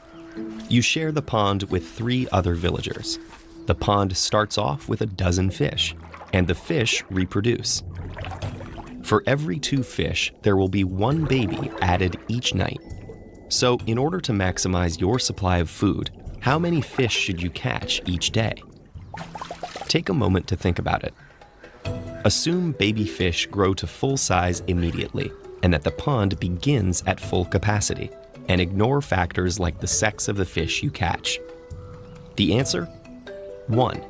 And it's not just you. The best way to maximize every villager's food supply is for each fisherman to take just 1 fish each day. Here's how the math works. If each villager takes 1 fish, there will be 8 fish left overnight. Each pair of fish produces 1 baby, and the next day the pond will be fully restocked with 12 fish. If anyone takes more than 1, the number of reproductive pairs drops, and the population won't be able to bounce back. Eventually, the fish in the lake will be gone, leaving all 4 villagers to starve. This fish pond is just one example of a classic problem called the tragedy of the commons. The phenomenon was first described in a pamphlet by economist William Forster Lloyd in 1833 in a discussion of the overgrazing of cattle on village common areas. More than 100 years later, ecologist Garrett Hardin revived the concept to describe what happens when many individuals all share a limited resource, like grazing land, fishing areas, living space, even clean air. Hardin argued that these situations pit short-term self-interest against the common good, and they end badly for everyone, resulting in overgrazing, overfishing, overpopulation, pollution, and other social and environmental problems. The key feature of a tragedy of the commons is that it provides an opportunity for an individual to benefit him or herself while spreading out any negative effects across the larger population. To see what that means, let's revisit our fish pond. Each individual fisherman is motivated to take as many fish as he can for himself. Meanwhile, any decline in fish reproduction is shared by the entire village. Anxious to avoid losing out to his neighbors, a fisherman will conclude that it's in his best interest to take an extra fish, or 2, or 3. Unfortunately, this is the same conclusion reached by the other fishermen, and that's the tragedy. Optimizing for the self in the short term isn't optimal for anyone in the long term. That's a simplified example, but the tragedy of the commons plays out in the more complex systems of real life too. The overuse of antibiotics has led to short-term gains in livestock production and in treating common illnesses. But it's also resulted in the evolution of antibiotic-resistant bacteria, which threaten the entire population. A coal-fired power plant produces cheap electricity for its customers and profits for its owners. These local benefits are helpful in the short term. But pollution from mining and burning coal is spread across the entire atmosphere and sticks around for thousands of years. There are other examples too. Littering, water shortages, deforestation, traffic jams, even the purchase of bottled water. But human civilization has proven it's capable of doing something remarkable. We form social contracts, we make communal agreements, we elect governments, and we pass laws. All this to save our collective selves from our own individual impulses. It isn't easy, and we certainly don't get it right nearly all of the time. But humans, at our best, have shown that we can solve these problems, and we can continue to do so if we remember Hardin's lesson. When the tragedy of the commons applies, what's good for all of us is good for each of us. Planetary boundaries define broad limits. Another way to think about environmental services is planetary boundaries, or thresholds of abrupt or irreversible environmental change. Studies by Johan Rockström and colleagues at the Stockholm Resilience Centre have identified 9 major systems with these critical thresholds: climate change, biodiversity, land system change, freshwater use, biogeochemical flows, ocean acidification, atmospheric aerosols, stratospheric ozone loss, and novel entities, including chemical pollution and other factors. Calculations are that we have already passed the planetary boundaries for some of these systems and that are approaching limits for others. These overshoots are expected to cause rapid declines in ecosystem function and ecosystem services in many areas. Ecosystem services are tightly coupled. Destruction of tropical forests in Southeast Asia, for example, can influence heat and drought in North America. Drought and fires in North America enhance climate warming and sea ice loss in the Arctic. A planetary perspective helps us see interconnections in global systems and their effects on human well-being. What it means to pass these boundaries remains uncertain. Earth, oceans, atmosphere. These interconnected systems exist in a delicate balance that has kept conditions on our planet relatively stable for the past 12,000 years. This stability helped humanity flourish. But as our population and civilizations have grown, we've pulled more and more resources away from these life support systems, diverting water, land, and minerals to agriculture, industry, and urban development. People began to wonder, would these pressures eventually prove too much? In 2007, Johan Rockström and Will Stephan set out to answer a fundamental question. What is the safe operating space for humanity on planet Earth? In other words, what are the limits of key Earth system processes that we cannot exceed if we want to avoid rapid and catastrophic environmental change? Working with an international team of scientists, they defined 9 processes that keep Earth's life support system stable. They also estimated the limits of how far we could change and exploit these processes before the system would pass a threshold of no return. They suggested limits, called planetary boundaries, guardrails to keep us a safe distance from these catastrophic tipping points. In the 1980s, scientists found that chemicals called CFCs were degrading the ozone layer, a thin atmospheric layer that absorbs some of the dangerous wavelengths of ultraviolet radiation from the sun and acts like a protective layer of sunscreen for the planet. But ozone-damaging CFCs were being used then all over the world in refrigerators, aerosol cans, and other products. Alarming satellite data revealed a dangerous thinning of ozone over the Antarctic. In response to this existential threat, the world's nations met in 1987 and signed the Montreal Protocol on substances that deplete the ozone layer. They started phasing out CFC use. Today, the ozone layer is in recovery, and it's hoped the damage to this vital life support system will be repaired by 2050. Humanity, for the first time, had stepped back from overshooting a planetary boundary.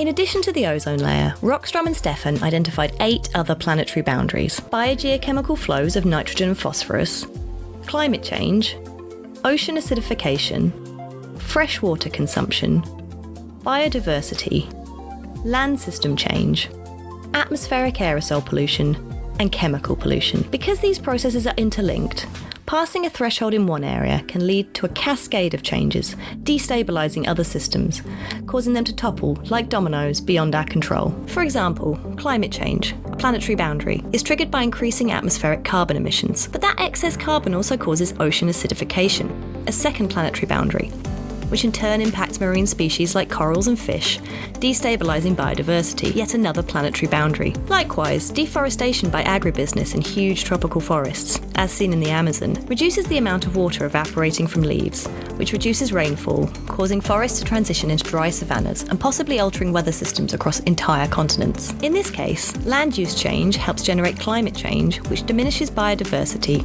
which brings more climate change. Diverse ecosystems are essential to provide us with food, clean water, materials, medicine, even flood defences. And it's these ecosystem services that are vital to the human future. Estimates suggest we're already living outside the safe zone for at least 4 of the 9 planetary boundaries, putting Earth on course for disruptive changes in our life support system not experienced for tens of thousands of years. The concept of planetary boundaries was developed as a guide to help us keep Earth conditions within a safe range. Now, overshoot underlines the urgency of the sustainability crisis confronting us. But the first planetary boundary we crossed offers us a hopeful path ahead. If nations can come together, as they did to meet the CFC threat to the ozone layer, then we can address climate change, biodiversity loss, pollution, and more. Then there's a chance we can reverse current trends and steer Earth's key life support systems back to the safe, habitable zone again. Indigenous peoples often protect biodiversity. Development challenges are especially severe for indigenous peoples in both rich and poor countries. Typically descendants of the original inhabitants of an area taken over by more powerful outsiders, indigenous peoples are distinct from their country's dominant language, culture, religion, and racial communities. Consequently, these groups often generally are the least powerful, most neglected groups in an area. Of the world's nearly 6,000 recognized cultures, 5,000 are indigenous, and these account for only about 10% of the total world population.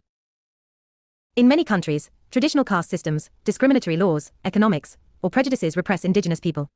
At least half of the world's 6,000 distinct languages are dying because they are no longer taught to children. When the last elders who still speak the language die, so will the culture that was its origin. Lost with those cultures will be a rich repertoire of knowledge about nature and a keen understanding of a particular environment and way of life. Nonetheless, the 500 million indigenous people who remain in traditional homelands still possess valuable ecological wisdom and are the guardians of little disturbed habitats that are refuges for rare and endangered species and undamaged ecosystems. As we seek strategies for sustainable development and biodiversity conservation, this knowledge may be an essential resource. Recognizing native land rights and promoting political pluralism can be among the best ways to safeguard ecological processes and endangered species. A few countries, such as Papua New Guinea, Fiji, Ecuador, Canada, and Australia, acknowledge indigenous title to extensive land areas. As the Cuna Indians of Panama say, where there are forests, there are native people, and where there are native people, there are forests. Good evening. Today I'm going to take you on a biocultural journey through our planet. And we're going to take this journey with some of the beautiful pictures of conservation photographer Joan de la Maya, a very good friend of mine, who's been to some of the world's most magnificent natural wonders, such as here in the Peruvian Amazon, or in the Kenyan Rift Valley, some of the most pristine and wildest landscapes on Earth. Some of the last wilderness frontiers up above the Arctic Circle, very far away from the destructive impacts of human activity. However, the truth is that none of these places are as wild as we think, and they are by no means people-free. On the contrary, a very rich body of ethnobiological, archaeological, and botanical research tells us that actually when you start to scratch a bit through the surface and you look closely, you see that many of these places came up to be what they are thanks to human action. Not all human actions are always inherently destructive. Many of our world's most cherished landscapes are actually cultural landscapes. They have been nurtured by humans over millennia.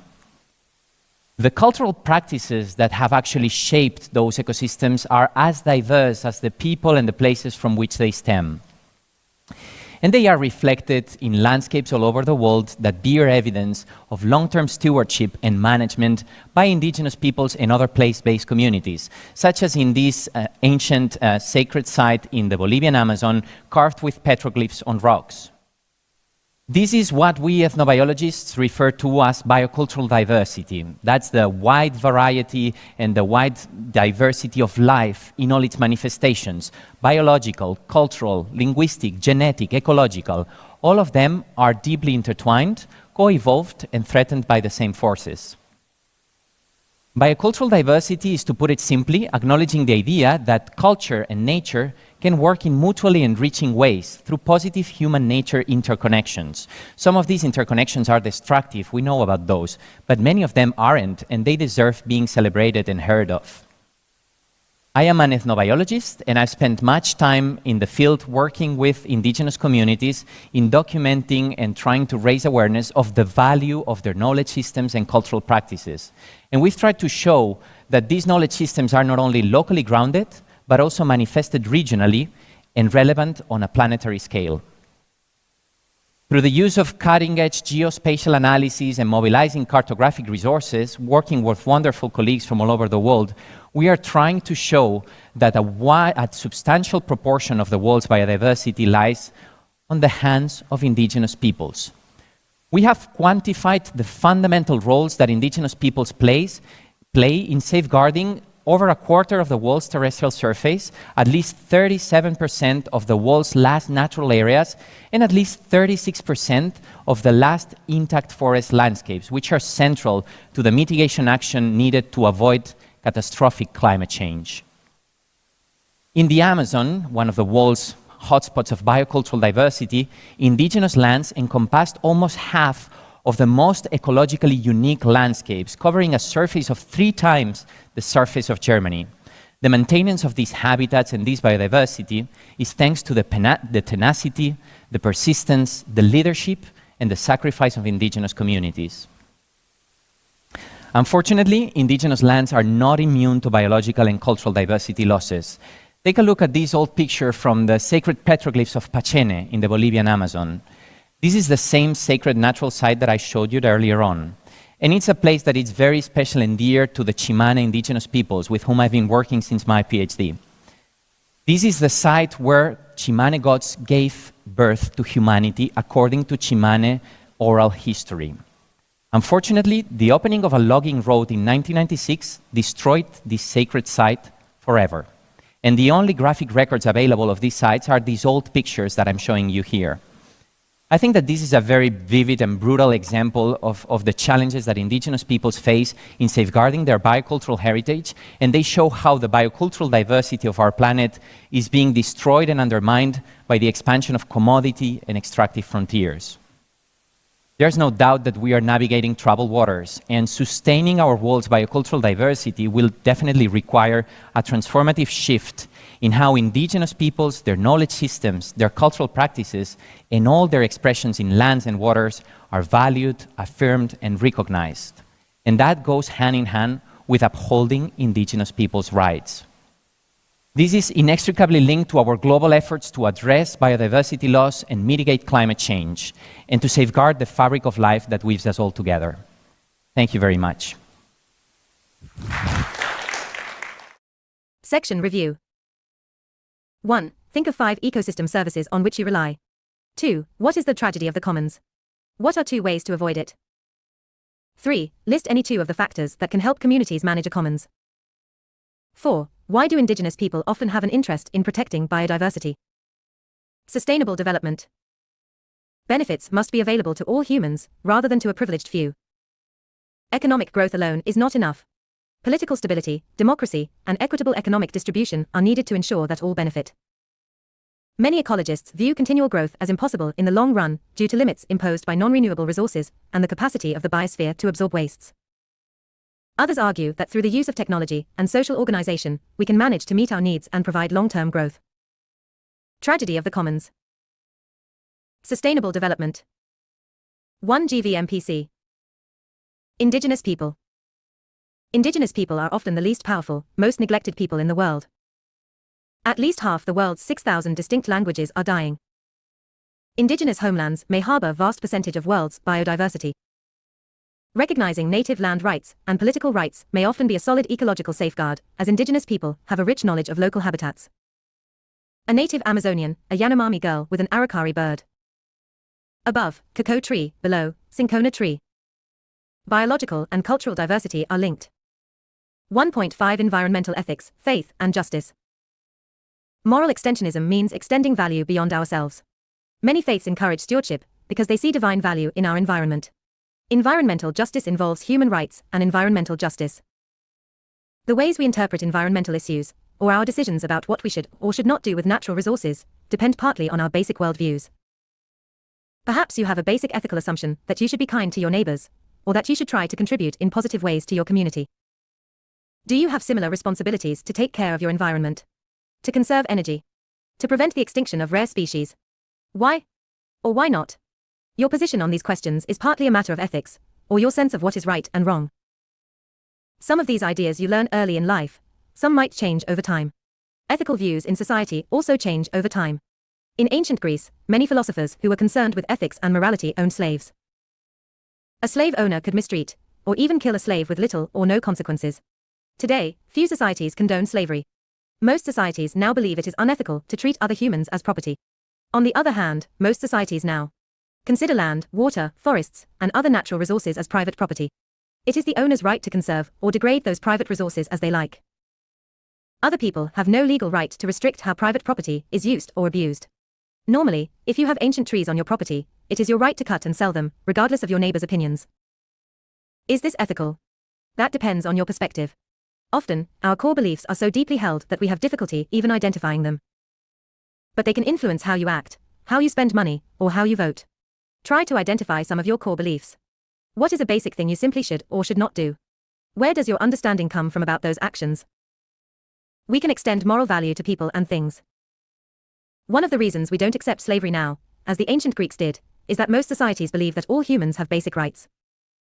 The Greeks granted moral value only to adult male citizens within their own community. Women, slaves, and children had few rights and were essentially treated as property. Over time, we have gradually extended our sense of moral value to a wider and wider circle, an idea known as moral extensionism, that is, extending moral value to a larger circle of people, organisms, or objects. In most countries, women and minorities have basic civil rights, children cannot be treated as property, and even domestic pets have some legal protections against cruel treatment. For many people, moral value also extends to domestic livestock, which makes eating meat a fundamentally wrong thing to do. For others, this moral extension ends with pets, or with humans. Some people extend moral value to include forests, biodiversity, inanimate objects, or the earth as a whole. How we treat other people, animals, or things can also depend on whether we believe they have inherent value or instrumental value. If I hurt you, I owe you an apology. If I borrow your car and crash it into a tree, I don't owe the car an apology, I owe you an apology or reimbursement. Does this apply to other species? Domestic animals clearly have an instrumental value because they are useful to their owners. But some philosophers would say they also have inherent values and interests. By living, breathing, struggling to stay alive, the animal carries on its own life independent of its usefulness to someone else. Some argue that even non-living things also have inherent worth. Rocks, rivers, mountains, landscapes, and certainly the earth itself, have value. These things were in existence before we came along, and we couldn't recreate them if they are altered or destroyed. This philosophical debate became a legal dispute in a historic 1969 court case, when the Sierra Club sued the Disney Corporation on behalf of the trees, rocks, and wildlife of Mineral King Valley in the Sierra Nevada mountains, where Disney wanted to build a ski resort. The Sierra Club argued that it represented the interests of beings that could not speak for themselves in court. A legal brief entitled Should Trees Have Standing, written for this case by Christopher D. Stone, proposed that organisms as well as ecological systems and processes should have standing in court. After all, corporations such as Disney are treated as persons and given legal rights even though their personhood is only a figment of our imagination. Why shouldn't nature have similar standing? The case went all the way to the Supreme Court, but was overturned on a technicality. In the meantime, Disney lost interest in the project and the ski resort was never built. What do you think? Where would you draw the line regarding what deserves moral standing? Are there ethical limits on what we can do to nature? Environmental ethics can be defined as a philosophy that studies humans and their moral relationship between the biotic and abiotic aspects of the environment. Environmental ethics really started to develop in the 1960s and 70s. This was because of an increasing awareness of industrial growth, economic growth, and population growth, and the effect it's had on the environment. When environmental ethics emerged as a new philosophy, it challenged traditional views. It questioned the assumed moral superiority of human beings to members of other species on Earth. It also investigated the possibility of assigning value to the natural environment and its non-human components. Standard policy approaches today consider two pressing global environmental problems: climate change and biodiversity loss. Two factors that play into contrasting beliefs of environmental ethics are intrinsic value and instrumental value. Intrinsic value is the value that an entity has in itself, for what it is or as an end. When you think of intrinsic value, think of the sentimental value it brings, like friendship or love.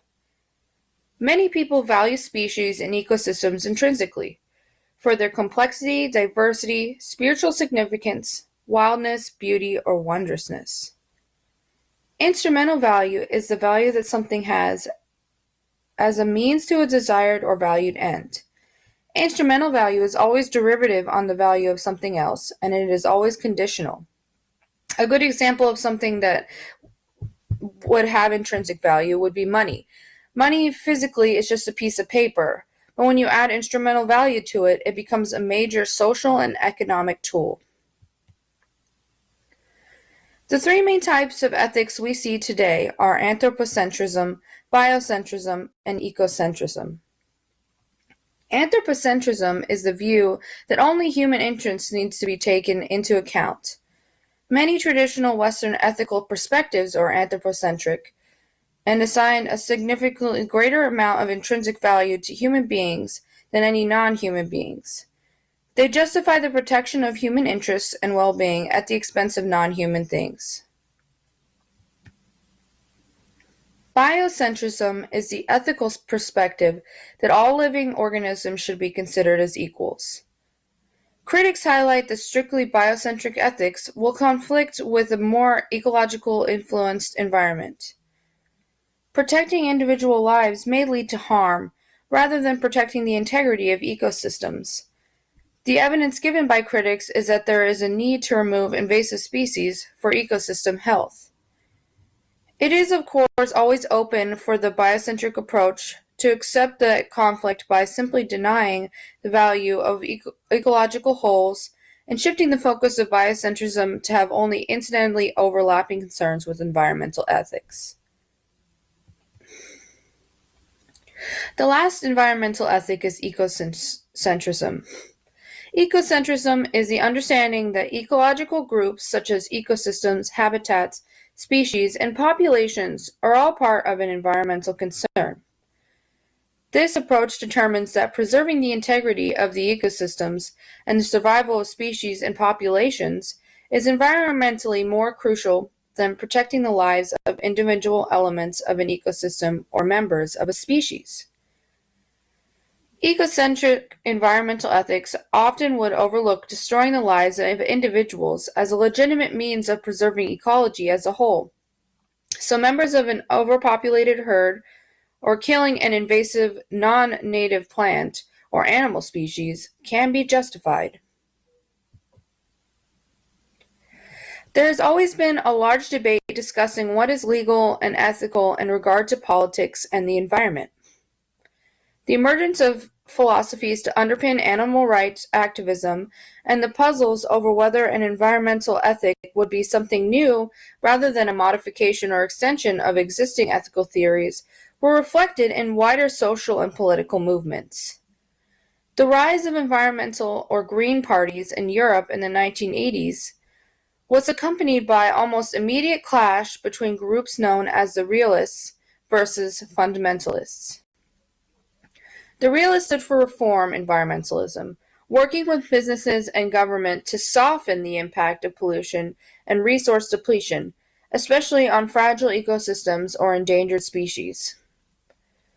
The fundamentalists argued for radical change, the setting of stringent new priorities, and even the overthrow of capitalism and liberal individualism, which were taken as the major ideological causes of anthropogenic environmental devastation.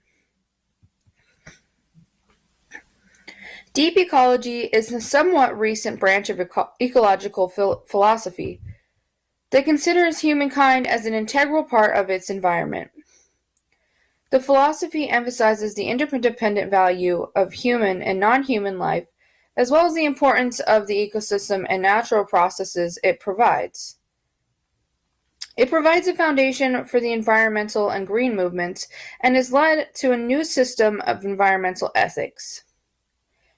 In the 1960s, having read Rachel Carson's book Silent Spring, Arne Naess was moved to apply his formidable philosophical skills to understanding the ecological crisis and its resolution. Since becoming the youngest ever professor of philosophy at the University of Oslo while still in his 20s, Naess has revealed his brilliance by studying and writing extensively in many fields, including semantics, philosophy of science, and the works of Spinoza and Gandhi. His approach to ecology bears the stamp of his life's experience as a philosopher in the truest sense, and it shows in his role in the development of deep ecology and the coining of the phrase. The Deep Ecology Platform. Naess and George Sessions both developed 8 guidelines to practicing deep ecology, and they are called the Deep Ecology Platform. The well-being and flourishing of human and non-human life on Earth have value in themselves. These values are independent of usefulness of the non-human world for human purposes. Richness and diversity of life forms contribute to the realization of these values and are also values in themselves. Humans have no right to reduce this richness and diversity except to satisfy vital needs.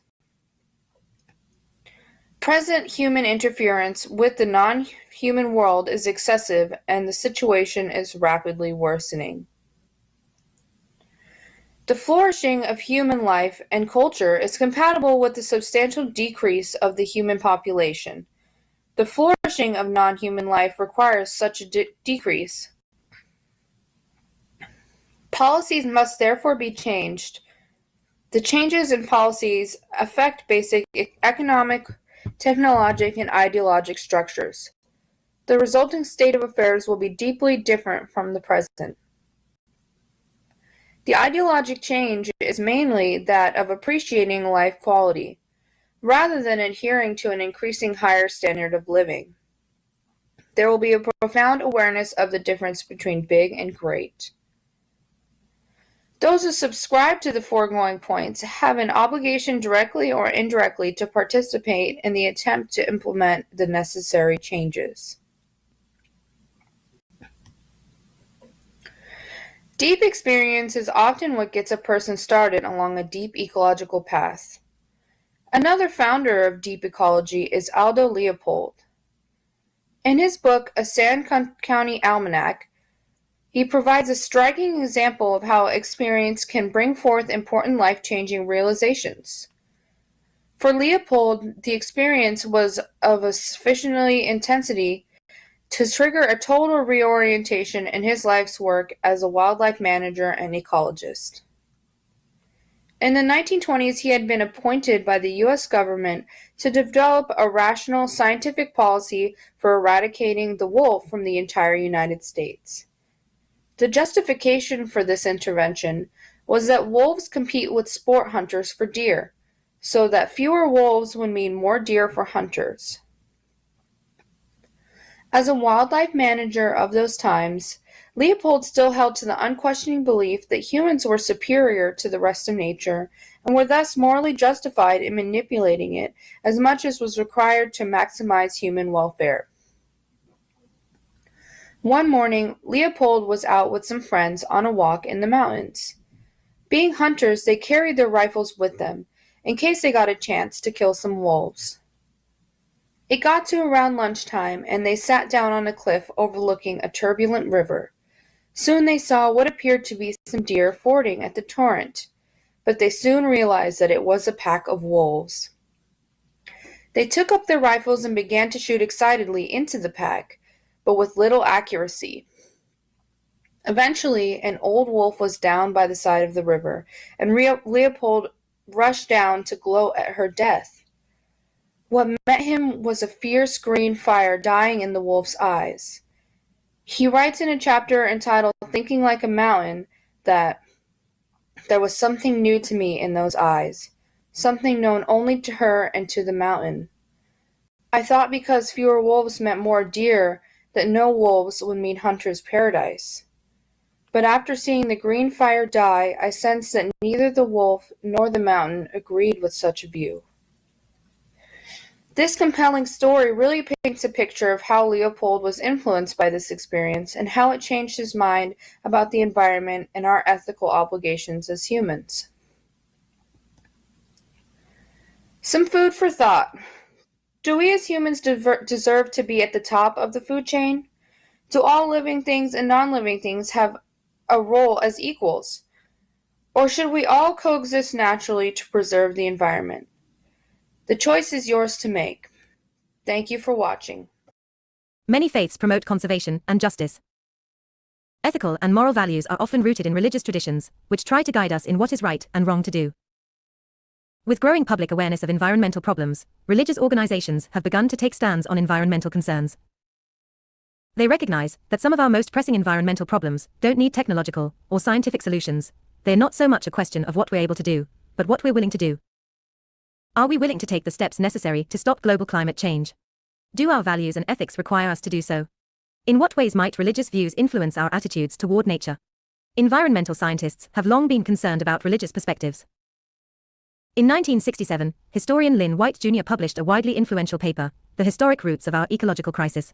He argued that Christian societies have often exploited natural resources carelessly because the Bible says that God commanded Adam and Eve to dominate nature, be fruitful, and multiply, and replenish the earth and subdue it, and have dominion over the fish of the sea, and over the fowl of the air, and over every living thing that moveth upon the earth.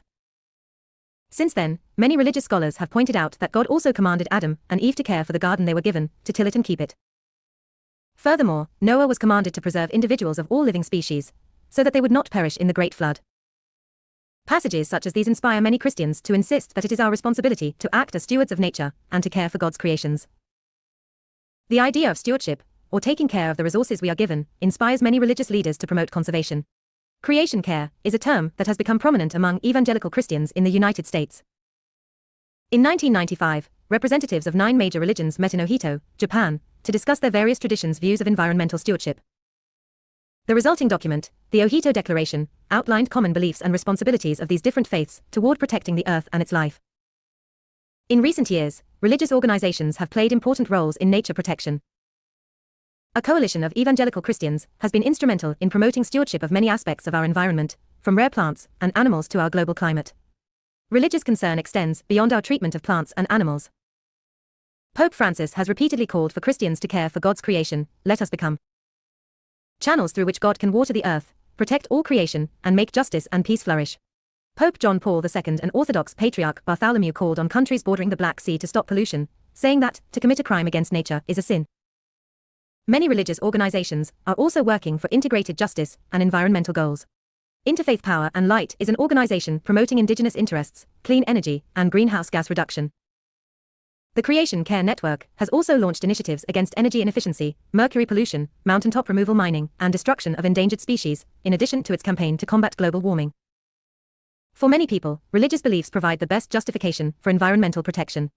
Calls for both stewardship and human domination over nature can be found in the writings of most major faiths. The Quran teaches that each being exists by virtue of the truth and is also owed its due according to nature, a view that extends moral rights and value to all other creatures. Hinduism and Buddhism teach ahimsa, or the practice of not harming other living creatures, because all living beings are divinely connected. Table 1.2 Principles and Actions for Stewardship in the Ohito Declaration. Spiritual Principles 1. Religious beliefs and traditions call us to care for the earth. 2. For people of faith, maintaining and sustaining environmental life systems is a religious responsibility. 3. Environmental understanding is enhanced when people learn from the example of prophets and of nature itself. 4. People of faith should give more emphasis to a higher quality of life, in preference to a higher standard of living, recognizing that greed and avarice are root causes of environmental degradation and human debasement. 5. People of faith should be involved in the conservation and development process. Recommended courses of action. The Ohito Declaration calls upon religious leaders and communities to 1. Emphasize environmental issues within religious teaching. Faith should be taught and practiced as if nature mattered. 2. Commit themselves to sustainable practices and encourage community use of their land. 3. Promote environmental education, especially among youth and children. 4. Pursue peacemaking as an essential component of conservation action. 5. Take up the challenge of instituting fair trading practices devoid of financial, economic, and political exploitation.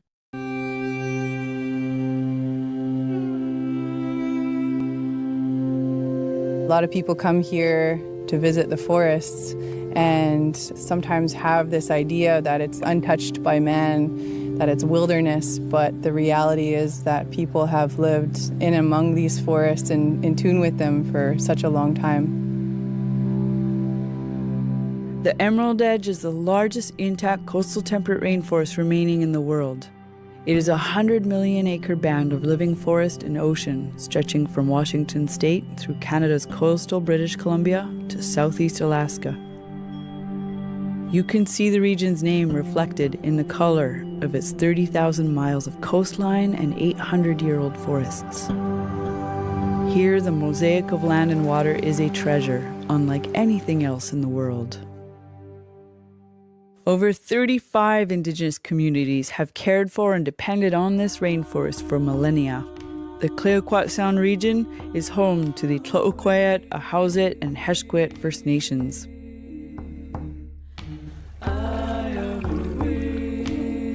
Simca Martin of the Tlo'oquet First Nation is a musician, entrepreneur, and activist. She guides visitors through the waters and helps them better understand how Tlo'oquet people relate to the environment. Her music raises awareness about the issues impacting her ancestral lands. Mind pollution means that none of us are free to live like our ancestors, how life used to be. If you look into the picture forensically, you may be deeply disturbed internally and feel your own responsibility. The first non-native peoples that came here and settled were all about colonizing with the mentality that it's endless, that there's always going to be more, there's always going to be a next place to go. But for us, this is home.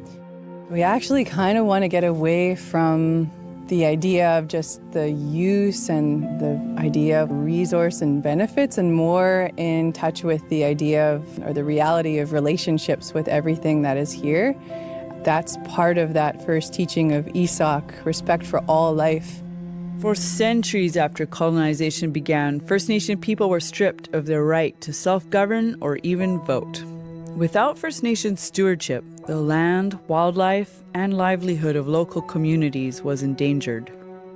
Simca's father, Joe Martin, an elder and longtime activist of the Tlo'oquet First Nation, is helping to preserve the identity and culture of his people through the tradition of canoe carving. Canoe was one of the most important creations of the coastal peoples here because it gave us access to all the resources. The process of selecting a tree for a canoe was one of the most important steps. And that was because of the teachings of our people to be very respectful of all the creatures around here. I had to come here several times and sit here and just listen, to be really quiet. Make sure that there's no eagle nests around in any of the trees here. There'll be 5 canoes made out of this one tree. For Saya Masso of the Tlo'oquet First Nation, protecting the land is more than a job. It's a way of life, which dates back generations. Protecting old-growth forest is about the survival of our culture. You're not going to see these 800-year-old trees again, really. And you can see the trees that are just starting to make their way to the top of the mountain still. You can't build a dugout canoe, or you can't build a longhouse or totem poles or any of these other things from second growth. So it's critical to the survival of our identity and culture that we take these steps now.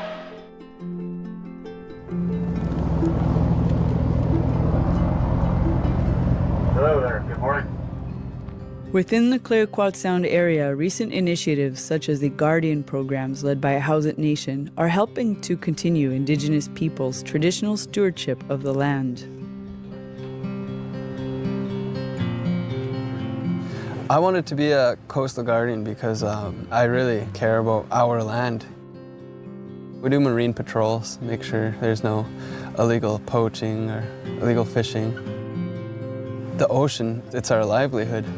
The Nature Conservancy has been working to support the efforts of Indigenous communities to ensure the natural habitat of this temperate rainforest remains protected. We're really helping to turn back the clock in terms of who manage and who control the lands and waters.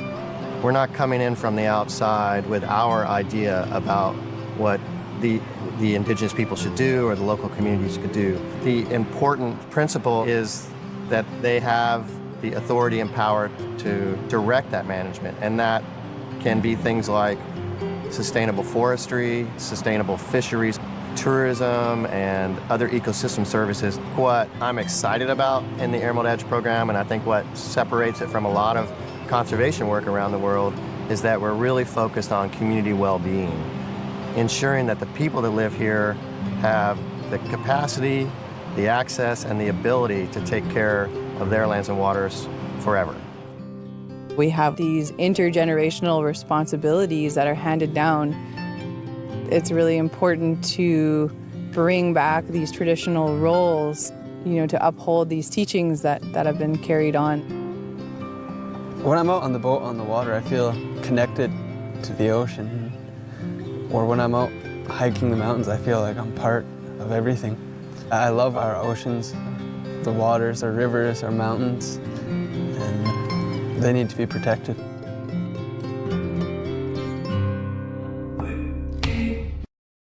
Environmental justice integrates civil rights and environmental protection. People of color in the United States and around the world are subjected to a disproportionately high level of environmental health risks in their neighborhoods and on their jobs.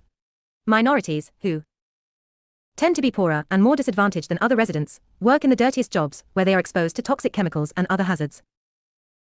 More often than not, they also live in urban ghettos, barrios, reservations, and rural poverty pockets that have shockingly high pollution levels and are increasingly the site of unpopular industrial facilities, such as toxic waste dumps, landfills, smelters, refineries, and incinerators. Environmental justice combines civil rights with environmental protection to demand a safe, healthy, life-giving environment for everyone. Among the evidence of environmental injustice is the fact that 3 out of 5 African Americans and Latino-as, and nearly half of all Native Americans, Asians, and Pacific Islanders, live in communities with one or more uncontrolled toxic waste sites, incinerators, or major landfills, while fewer than 10% of all whites live in these areas. Using zip codes or census tracts as a unit of measurement, researchers found that minorities make up twice as large a population share in communities with these locally unwanted land uses as in communities without them. Poverty and race are often closely correlated, so environmental justice struggles often form around racial differences.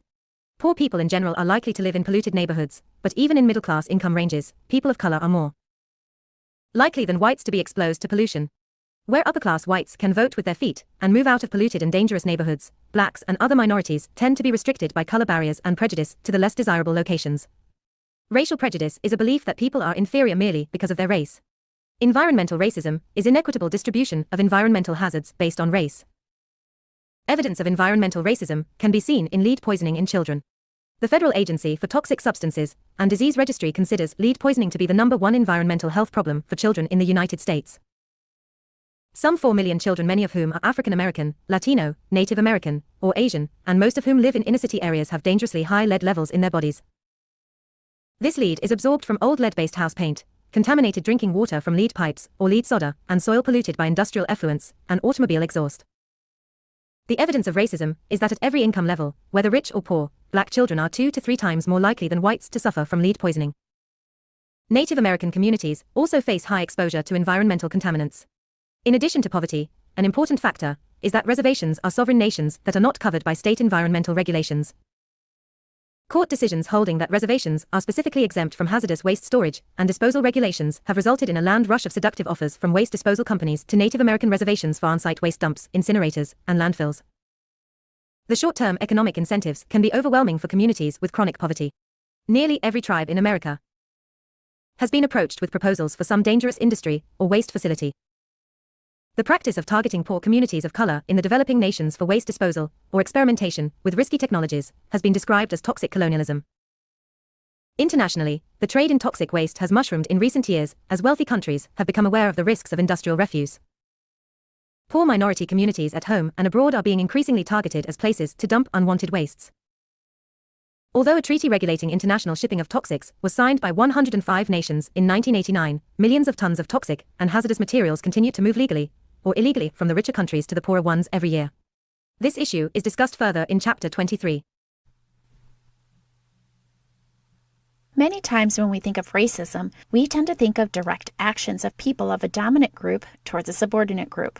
These actions tend to cause physical, mental, and emotional harm. But perhaps one of the most subtle forms of racism is environmental racism. Environmental racism is the way which minority groups are burdened with a disproportionate number of hazards, including toxic waste facilities, garbage dumps, and other sources of environmental pollution. This type of racism is quietly practiced through the passing of bills and laws that allow companies such as coal plants, landfills, and toxic waste facilities to be built in places that are disproportionately in areas where low income and people of color live. These facilities fill the air with harmful contaminants and lead to health issues. But what does this really look like? Environmental racism can be seen in people drinking contaminated groundwater, children playing on school playgrounds next to a plant producing toxic emissions, people being exposed to asbestos and lead in older homes and schools, or corporations attempting to build nuclear waste dumps on protected native lands because those lands are not protected by tough state environmental regulations. Coal power plants are some of the worst offenders, and according to a recent NAACP report, 39% of people that live within 3 miles of a coal power plant are people of color, and those coal plants that are in urban areas are overwhelmingly placed in communities of color. Worldwide, the dumping of toxic waste in developing countries is prevalent due to lower environmental standards in developing countries, the power of multinational corporations, the lack of power in developing countries, and putting corporate profit before people. E-waste, or the dumping of discarded and used electronics, is causing a global concern too. 20 to 50 million tons of e-waste are generated each year globally, and approximately 80% of e-waste is exported to Asia each year.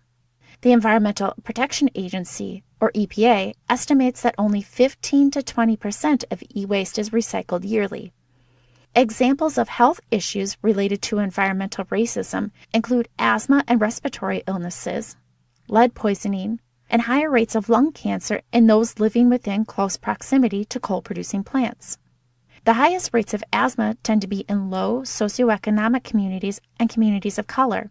Asthma results from exposure to air pollution, cigarette smoke, dust, and pesticides. According to the Center for Disease Control, or CDC, asthma is most prevalent among multiracial populations at 14.8%, Puerto Rican Hispanics at 14.2%, non-Asian blacks at 9.5%, while asthma rates among non-Hispanic whites is at 7.8%. When it comes to exposure to air pollution that can contribute to asthma and other respiratory illnesses, the CDC found that racial and ethnic minority groups who tend to live in urban areas experience greater disparity in illness. Toxic facilities tend to be built in environments that have little resources and political power to protect their communities. The Environmental Protection Agency is meant to help protect the environment and people from the harmful effects of facilities, but has proven to be unresponsive.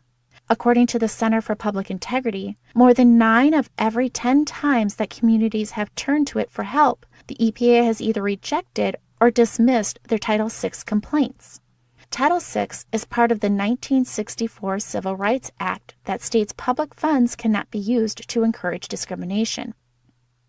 In the EPA's 22-year history of processing almost 300 environmental discrimination complaints, the office has never once made a formal finding of a Title VI violation, and 95% of the time, communities of color that live in communities with polluting facilities have their filed claims of civil rights violations denied by the Environmental Protection Agency.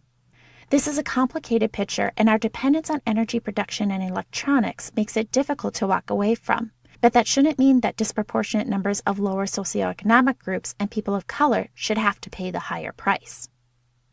So, what other examples of environmental racism can you think of that impact you or your community? What is the long-term impact on society when groups of people continue to experience environmental racism? And how does our current lifestyle contribute to environmental racism? Is change possible? Section Review. 1. Explain the idea of moral extensionism and give an example. 2. How does inherent value differ from instrumental value? 3. Why is stewardship important in many faiths? 4. What is environmental justice? Environmental ethics and world views. What is ethics? How have they changed over time? Worldviews, sets of basic beliefs, images and understandings that shape how we see the world around us. Worldviews also determine what questions are valid to ask. Environmental ethics deals with our moral obligations to the world around us. How we relate to the environment depends largely on our values and worldview. Who or what has moral value? Moral extensionism, extending moral values to others. Should moral extensionism include granting some degree of moral value to animals, plants and the environment? Value, a measure of the worth of something. Inherent value, intrinsic right to exist, or innate worth. Instrumental value, items have worth only because they are of use to or valued by another person. Religious traditions. Ethical and moral values are often rooted in religious traditions. Stewardship, taking care of the resources we are given. Calls for both environmental stewardship and human domination over nature can be found in most world religions. Increasingly, many churches and religious leaders today are promoting faith-based environmental stewardship and conservation. Environmental justice. Because of their economic status, minorities in the US and globally may be subjected to a disproportionate amount of environmental health risks in their neighborhoods and workplaces. The field of environmental justice combines civil rights with environmental protection to demand a safe and healthy environment for everyone. Environmental racism. Environmental racism is an inequitable distribution of environmental hazards based on race. Lead poisoning in children as a result of drinking water from aging plumbing or eating paint chips in older buildings is an example of this phenomenon. At all income levels, black children are 2 to 3 times more likely to suffer lead poisoning in the US than are white children. Toxic colonialism. Toxic colonialism is the practice of targeting poor communities or communities of color in developing nations as waste disposal areas. For example, Native Americans have been subject to numerous attempts to set up hazardous waste sites, landfills, or incinerators on their reservations. The short-term economic incentive of such attempts can be overwhelming for a poverty-stricken population. Above, Torres Martinez Desert Cahuilla Indian Reservation in California. Connecting the dots. One of our most important questions today is, how can we improve lives without damaging our shared environment? We face many serious environmental challenges, and many of these challenges are especially visible in the rapidly expanding urban areas of the developing world, where people struggle with air and water pollution, chronic hunger, water shortages, and other problems. These topics are among the major themes in environmental science, because they have to do with environmental systems, environmental quality, and our impacts on our environment. Sustainable development seeking to improve lives without further damaging environmental systems and climate change are major topics that you will revisit in many chapters of this book. UN Sustainable Development Goals identify strategies and targets for improving human well-being. These goals build on the largely successful UN Millennium Development Goals, which produced substantial progress. Innovations in transportation, energy sources, food production, and international cooperation for environmental protection. Often these goals are complementary with environmental protections. Environmental science is a discipline that uses an understanding of natural systems to seek solutions to environmental problems, and to help find solutions which can draw on knowledge from technological, biological, economic, political, social, and many other fields of study. Ideas in environmental science, and in development, also draw on a long history of approaches to conservation. Utilitarian conservation has been a common incentive. Aesthetic preservation also motivates many people to work for conservation. Social progress and a concern for making sure that all people have access to a healthy environment have also been important motivating factors in environmental science and in environmental conservation. Designation of ecosystem services also informs the ways we think about development and resources. Identifying and quantifying these services helps us prioritize resource protection. Narratives about the tragedy of the commons, or managing commons, also help explain how we treat resource. Faith-based perspectives are also influential, promoting ideas of stewardship and responsibility for others. All of these ideas can inform the goals and strategies of understanding and sustaining the natural environment that sustains us. Reviewing key terms. Can you define the following terms in environmental science? Critical thinking and discussion questions. 1. Overall, do environmental and social conditions in Kibera give you hope or fear about the future? 2. What are the underlying assumptions and values of utilitarian conservation and altruistic preservation? Which do you favor? 3. Suppose a beautiful grove of trees near your house is scheduled to be cut down for a civic project such as a swimming pool. Would you support this? Why or why not? 4. What resource uses are most strongly represented in the ecological footprint? What are the advantages and disadvantages of using this assessment? 5. Are there enough resources in the world for 8 or 10 billion people to live decent, secure, happy lives? What do these terms mean to you? Try to imagine what they mean to residents of other countries. 6. Identify several types of ecosystem services. How might their value be accounted for? Data analysis. Working with graphs. Graphs are one of the most common and important ways scientists communicate their results. Learning to understand the language of graphs will help you understand ideas in this book. Graphs help us identify trends and understand relationships. We could present a table of numbers, but most of us have difficulty seeing a pattern in a large field of numbers. In a graph, we can quickly and easily see trends and relationships. Below is a graph showing ecological footprints. Often we pass quickly over graphs like these that appear in text, but it's rewarding to investigate them more closely, because their relationships can raise interesting questions. Go to Connect to answer questions about this graph and to demonstrate your understanding of graph reading. For a full discussion of ecological footprints and the many components that contribute to its calculation, see the WWF Living Planet Report, http://WWF. Living Planet Report. To calculate your own footprint, visit the Global Footprint Network. Figure 1 Ecological footprint for the 10 highest and 10 lowest countries, in terms of impact per person.